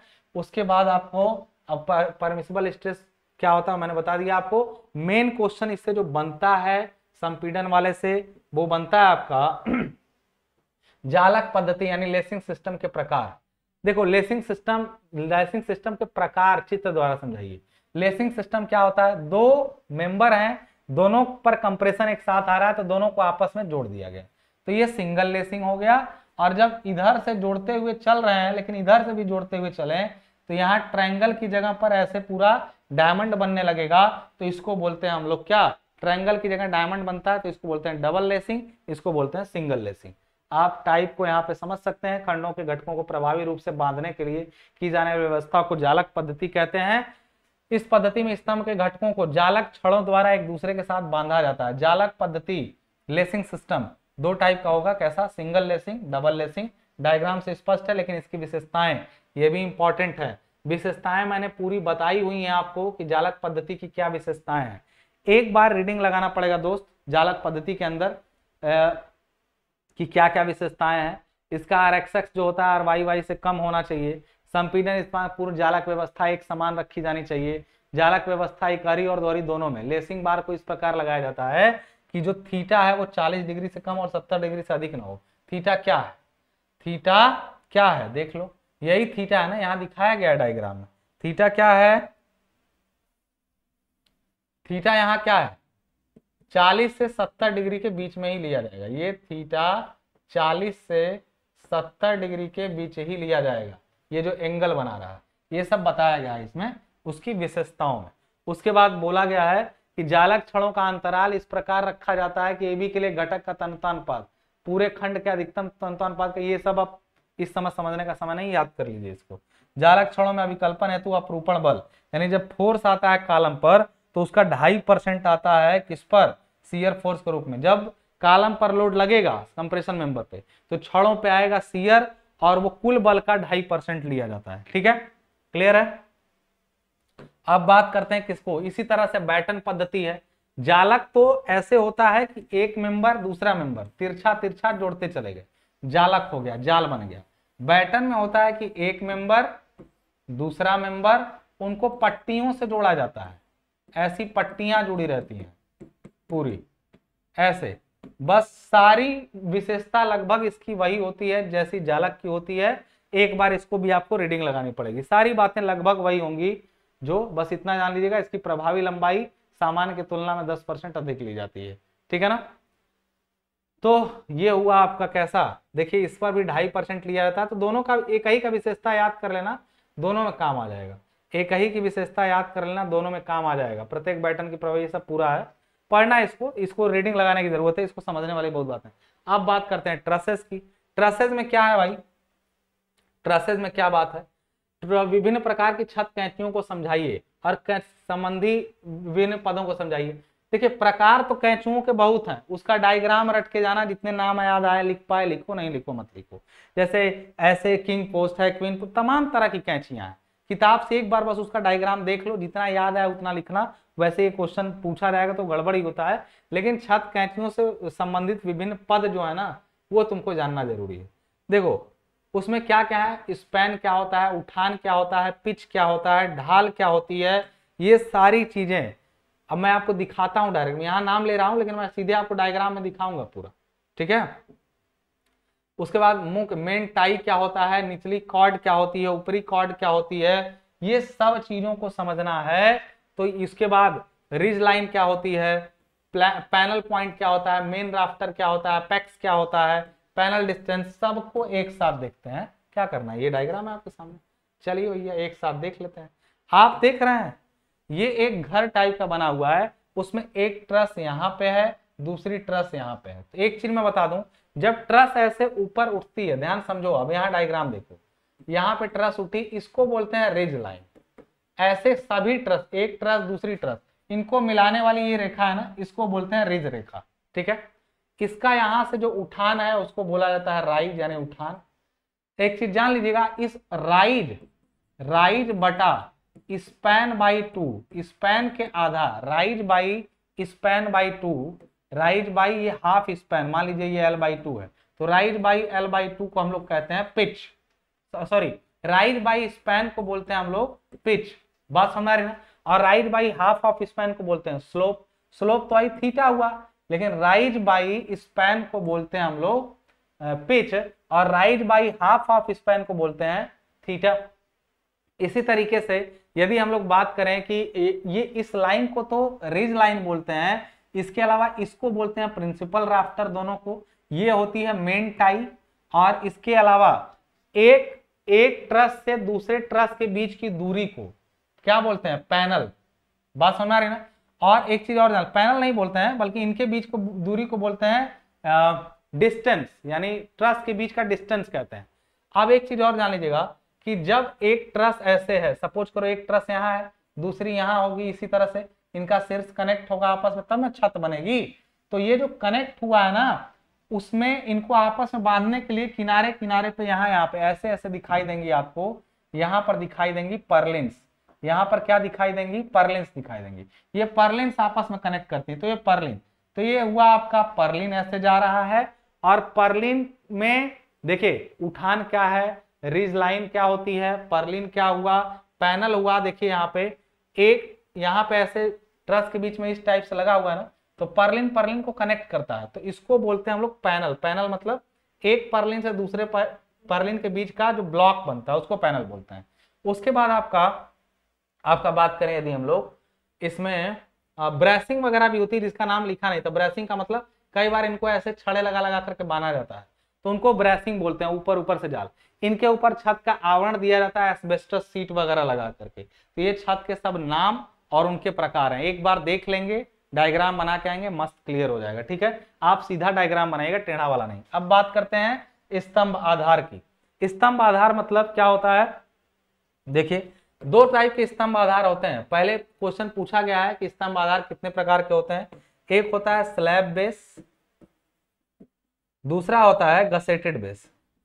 गसेटेड बेस, स्लैब बेस में होता है कि इधर से कॉलम आया, एक बियरिंग प्लेट लगी, और बियरिंग प्लेट यहाँ पे सीधे लगा एंगल, यहाँ पे ये बियरिंग प्लेट से ऐसे कसा गया, नीचे रख दिया गया कंक्रीट, इसको बोलते हैं स्लैब बेस। लेकिन जब एक कॉलम आया, नीचे यहाँ पर पहले एक गसेट प्लेट लगी हैवी सी, कॉलम सीधे हुआ गसेट प्लेट से कनेक्ट, गसेट प्लेट जाके कनेक्ट हुई किससे, बियरिंग प्लेट से। अब बियरिंग प्लेट जाके कनेक्ट हुआ किससे, बियरिंग प्लेट जाके कनेक्ट हुआ किससे, स्लैब से।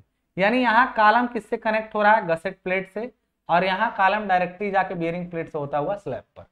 तो ये लो वेट के लिए होता है, लो वेट के लिए। ये किसके लिए होता है, हैवी वेट के लिए, तब लगाया जाता है अपना क्या, गसेट प्लेट। ठीक है ना, तो आपको क्लियर बात समझ में आ गई यहाँ पे कि दो प्रकार का होता है, slab based steel column, gusseted based steel column. दोनों में मुख्य अंतर बता दिए। स्लैब बेस का डिजाइन पूछा गया है, ये डिजाइन का स्टेप यहाँ पर दे इसलिए दिया हूं कि आप याद रखिए, स्लैब बेस के अंदर दो चीजों की डिजाइन करते हैं। जब कॉलम ऊपर से आता है तो पहले जाता है बियरिंग प्लेट पर, तो पहला डिजाइन होता है बियरिंग प्लेट की मोटाई निकालना या उसका साइज ऑफ बियरिंग प्लेट। अब बियरिंग प्लेट जाती है कंक्रीट के स्लैब पर, तो दूसरा दो काम इसमें डिजाइन करने में, एक इसका प्लेट का साइज, बियरिंग आधार प्लेट का साइज, दूसरा स्लैब बेस का, कंक्रीट के ब्लॉक का। दो चीजें करनी पड़ती हैं, लेकिन ये न्यूमेरिकल अप्रोच है। डिजाइन का स्टेप थ्योरी में दिया गया है, रट पाए तो रटिए, लेकिन असल में इसको हम लोग उसी में पढ़ेंगे। ठीक है, क्योंकि थोड़ा सा न्यूमेरिकल अप्रोच बन जाएगा। ये सब पूरा उसी के डिजाइन के बारे में। ठीक है, ये सब पूरा डिजाइन का पोर्शन था। अब देखिए यहाँ पे गसेट आधार का चित्र बनाते हुए इसका संक्षिप्त वर्णन कीजिए। गसेट आधार, तो देखिए गसेट आधार, जब स्तंभ की तली व आधार प्लेट की संपर्क तलों को मशीनिंग नहीं की जाती। मशीनिंग का मतलब होता है, देखिए जब कॉलम ऊपर से आता है तो डायरेक्ट बियरिंग प्लेट पे रखेंगे, फिर गसेट इस पर ले आएंगे, इसको स्लैब पर, फिर इसको कहाँ लाएंगे, स्लैब पर। तो देखिए ये डायरेक्ट तभी रखा जा सकता है जब अंदर से बढ़िया से फिनिश किया गया हो, कॉलम का जो आधार है, तब उसको सीधे बियरिंग प्लेट पर रख के स्लैब पे डाल दीजिए। लेकिन कॉलम का आधार यदि ठीक से प्लेन नहीं किया गया है तो पहले यहाँ पे गसेट प्लेट कनेक्ट करेंगे, गसेट प्लेट जाके कनेक्ट होगी बियरिंग प्लेट से। तो जब आधार प्लेट की संपर्क तलों को मशीन से फिनिश नहीं किया था तब स्तंभ को गसेट प्लेटों द्वारा आधार प्लेट से जोड़ा जाता है। गसेट प्लेट को आधार प्लेट से जोड़ने के लिए फ्लैंज एंगल का प्रयोग करते हैं। यहाँ पर देखिए डायग्राम बना हुआ है, ठीक है ना। यहाँ पे आया कॉलम, कॉलम के यहाँ देखिए लगा है गसेट प्लेट, गसेट प्लेट जाके यहाँ पर लगा है आधार प्लेट से, और आधार प्लेट रखी जाएगी किस पर, कंक्रीट के ब्लॉक पे। तो यहाँ पर थोड़ा सा गसेट प्लेट लगेगा। अगर यही प्लेट निकाल के डायरेक्ट एंगल से कनेक्ट करके बियरिंग प्लेट से कनेक्ट करें तो वो स्लैब बेस कॉलम हो जाएगा, कॉलम बेस हो जाएगा, ठीक है। अब आते हैं बीम के बारे में। बीम अगला चैप्टर था ये बीम। अब बीम के बारे में हम लोग बीम में पहला क्वेश्चन है, धरन पर बिंदु भार लगाया गया। ये वेब क्रिपलिंग की बात कर रहा है। वेब क्रिपलिंग मैंने बोला था कि ये अगर कॉलम है ऐसे, ध्यान समझिएगा, मान लीजिए ये आई सेक्शन है, बीम में जनरली आई सेक्शन यूज किया जाता है, बीम में आई सेक्शन का ही प्रयोग किया जाता है। और यदि इस पर यहाँ पर सपोज पॉइंट लोड लग रहा है, बिंदु भार पॉइंट लोड, तो जहां लगता है ना वहीं पर यही कुचल देता है वेब।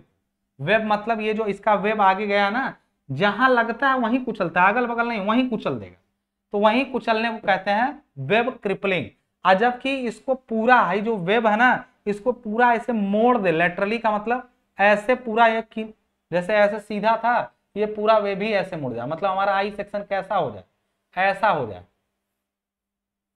तो इसको बोलते हैं वेब बकलिंग। इसको क्या बोलते हैं, वेब बकलिंग। और जहां रखा जाए वहीं खींच दे तो इसको बोलते हैं वेब क्रिपलिंग। तो वेब क्रिपलिंग में देखिए यहाँ पर जहां पर पॉइंट लोड लगा, बिंदु भार लगा या आलम्ब प्रक्रिया के स्थान पर, आलम्ब मतलब मान लीजिए इस बीम को ले आए हैं और यहीं दीवार पर कहीं टिकाएंगे, तो जहां टिकाएंगे लोड के कारण ये भी पिचकेगा, तो यहाँ भी कई बार इसके पास में वेब क्रिपलिंग हो जाती है, क्योंकि नीचे से पॉइंट लोड लग रहा ना, दोनों तरफ सपोर्ट रखेंगे, तो ये सपोर्ट से जब लोड लगता है तब भी क्रिपलिंग हो सकती है, ठीक है। तो ये वेब क्रिपलिंग की बात कर रहा है यहाँ पे। ये भार हटने पर क्या होता है, वेब विकृति बनी रहती है, मतलब परमानेंटली ये वेब क्रिपल कर जाता है, तो इसको बोलते हैं वेब क्रिपलिंग। इस प्रकार अगर आप इसको बचाना चाहते हैं ना, तो जहां पॉइंट लोड लगा रहे हैं, जैसे मान लीजिए ये बीम पर, मान लीजिए बीम पर पॉइंट लोड लगा था, तो यहाँ पर बस कुछ मत करिए, यहाँ पर ना पहले एक बियरिंग प्लेट लगा करके तब इसके ऊपर पॉइंट लोड लगाइए, तो ये बियरिंग प्लेट इसको डिस्ट्रीब्यूट कर देगा, तो फिर फटेगा नहीं। तो इससे बचने का एक ही तरीका है, क्या आपका, क्या, बियरिंग प्लेट का यूज करना। फिर आगे आ रहा अगला क्वेश्चन, प्लेट गर्डर पर संक्षिप्त टिप्पणी। मैंने आपको बताया था कि बीम क्या होती है, बीम होती है आई सेक्शन। अब मार्केट में आई सेक्शन उतना बड़ा अवेलेबल नहीं है, जब लोड बहुत ज्यादा आने लगे, देखिए इस पर बहुत अच्छे से चर्चा मैंने की है मेन क्लास में, लेकिन आप जान लीजिए जब आई सेक्शन बहुत छोटा पड़ने लगे, उसका मोमेंट ऑफ रेजिस्टेंस काफी कम हो, तो इसका मोमेंट ऑफ रेजिस्टेंस कब कम होता है, जब इसका असल में क्या, इसका इनर्शिया कम होता है। तो इनर्शिया को बढ़ाने के लिए बड़ा बड़ा आई सेक्शन ना बनाया जाता है। किससे बनाया जाता है, प्लेटों को जोड़ जोड़ के, एंगल से ऐसे जोड़ दिए प्लेटों, एंगल वेंगल लगा करके ऐसे प्लेटों को क्या किए, आपस में जोड़ दिए, ऐसे प्लेटें जोड़ जोड़ के जब आई सेक्शन बनाए जाते हैं तो इन्हें प्लेट गर्डर बोलते हैं। इनको क्या बोलते हैं हम लोग, प्लेट गर्डर बोलते हैं। तो प्लेट गर्डर क्या है आप लोगों ने समझ लिया। प्लेट गर्डर पर संक्षिप्त टिप्पणी डायग्राम बनाइएगा, और साथ साथ प्लेट गर्डर के विभिन्न भागों के नाम भी आपको बताना है। प्लेट गर्डर के मुख्य घटक कौन कौन से। जब प्लेट गर्डर बनता है तो उसमें प्लेट होती है, एक वेब प्लेट होती है, एक फ्लैंज प्लेट होती है, वेब नहीं, वेब प्लेट कहिएगा। प्लेट गर्डर में वेब प्लेट, फ्लैंज प्लेट। इसके साथ साथ में आप मान लीजिए कि ऐसे मान लीजिए एक लगाए हैं, दूसरा लगाए हैं, ठीक है, तीसरी प्लेट ऐसे लगाए, ये प्लेट ऐसे आगे गई है, ये प्लेट ऐसे आगे गई है, दूसरी प्लेट इधर आगे गई है, ये नीचे वाली प्लेट है, ये सब तो प्लेट ही है ना भाई, ये ऐसे इनको आपस में। तो ये जानते हैं बहुत हैवी होने की वजह से लचकने लगता है, तो लचकने के लिए अंदर इसके ऐसे क्षैतिज में स्टीफनर्स लगा दिए जाते हैं। स्टीफनर्स मतलब ऐसे एंगल जोड़ दिया गया, ऐसे ऐसे आड़े तिरछे, ताकि इसका जो वेब है ना वो लचक न खाए। तो वेब न लचक खाने के लिए इसमें लगाए जाते हैं क्या, स्टीफनर्स। स्टीफनर्स क्या होते हैं, वेब को बकल होने से बचाने के लिए स्टिफनर्स लगे होते हैं। तो वेब क्या होता है, वेब प्लेट, तो वेब प्लेट आप जान गए क्या होता है। फ्लैंज क्या होता है, आप जान गए कि ऊपर वाला दोनों फ्लैंज होता है। स्टिफनर्स, स्टिफनर्स दो प्रकार के हो सकते हैं, या तो स्टिफनर्स ऐसे ऐसे होंगे तो क्षैतिज वाले, नहीं तो वर्टिकल वाले। तो वर्टिकल और क्षैतिज दो तरह के स्टिफनर्स आपके हो जाते हैं। देखिए यहाँ पर डायग्राम में स्पष्ट रूप से दिखाया गया है, देख लीजिए आप, अगर डायग्राम आपको दिख रहा हो तो। ये फ्लैंज प्लेट है, देख रहे हैं यहाँ पे, ये सब क्षैतिज है, हॉरिजॉन्टल स्टिफनर्स, और ये जो लंबाई में लगे हैं वर्टिकल स्टिफनर्स। अब बताइए ये लचक खाता तो ये लचक नहीं खाएगा ना, इसीलिए स्टिफनर मतलब होता है दृढ़कारी, दृढ़ता देने वाले, उनको स्टिफनर बोलते हैं। तो ये हुआ आपका प्लेट गर्डर, क्षैतिज और वर्टिकल स्टिफनर्स के बारे में बताया गया है। लास्ट में बोला गया एक क्वेश्चन कि गर्डर क्या होते हैं। गर्डर क्या है, विभिन्न प्रकार के गर्डर इस्पाती संरचनाओं में प्रयुक्त किए जाते हैं, वर्णन करें। गर्डर देखिए मुख्य रूप से तीन है। प्लेट गर्डर जो अभी मैंने बताया, एक गैंट्री गर्डर होता है, एक बॉक्स गर्डर होता है। तो प्लेट गर्डर तो वो जो अभी बताया मैंने। गैंट्री गर्डर क्या होता है, कभी कभी आप फैक्ट्रियों में देखे होंगे, फैक्ट्रियों में सामान को इधर उधर ले जाने के लिए, जैसे ऊपर ऊपर ना, जैसे कभी फैक्ट्री में, बहुत बड़ी फैक्ट्री में जाइएगा, एक सामान को दूसरे जगह से ले जाने के लिए ना, ऊपर ना ऐसे रेल टाइप की बनी रहती है, उसमें से एक ट्राली ऐसे जा रही होती है उधर फिर उधर। तो वो गर्डर जो उन ट्रालियों को ढोते हैं वो होते हैं गैंट्री गर्डर्स।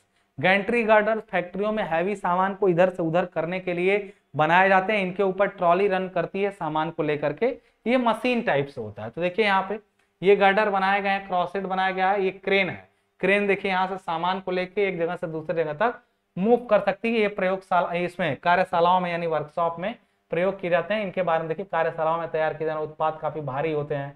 ये सब पूरा बताया गैंट्री गर्डर के बारे में। तीसरा होता है आपका बॉक्स गर्डर। बॉक्स गर्डर में बहुत ज्यादा जब लोड आने लगता है ना दोस्त, तो हाई जो प्लेट गर्डर है वो भी फेल हो जाती है। तब दो ठो वेब ऐसे फ्लैंज से जोड़ करके मजबूती से बक्सा टाइप का पूरा बना दिया जाता है। जब इस पर लोड आता है ना तो ये न दबेगा ना हिलेगा, एकदम बक्से की तरह बंद रहता है। इसको बॉक्स गर्डर बोलते हैं। बॉक्स गर्डर कई बार 3-3 वेब लगा दी गई है।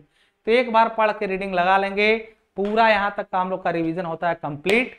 यदि आपको पूरा थ्योरेटिकल अप्रोच समझ में, अगर इसका पूरा रिवीजन कर लिए जितना वीडियो में बताएं, फेल नहीं होने वाले हो, फेल नहीं होने वाले हो। इसलिए पूरा तैयार करके आओ बिंदास। और मिलते हैं आप नेक्स्ट वीडियो में न्यूमेरिकल के साथ। यदि कमेंट अच्छा आया तो न्यूमेरिकल की वीडियो तुरंत आ जाएगी। कमेंट बढ़िया बढ़िया डालिए। मिलते हैं नेक्स्ट वीडियो में, धन्यवाद।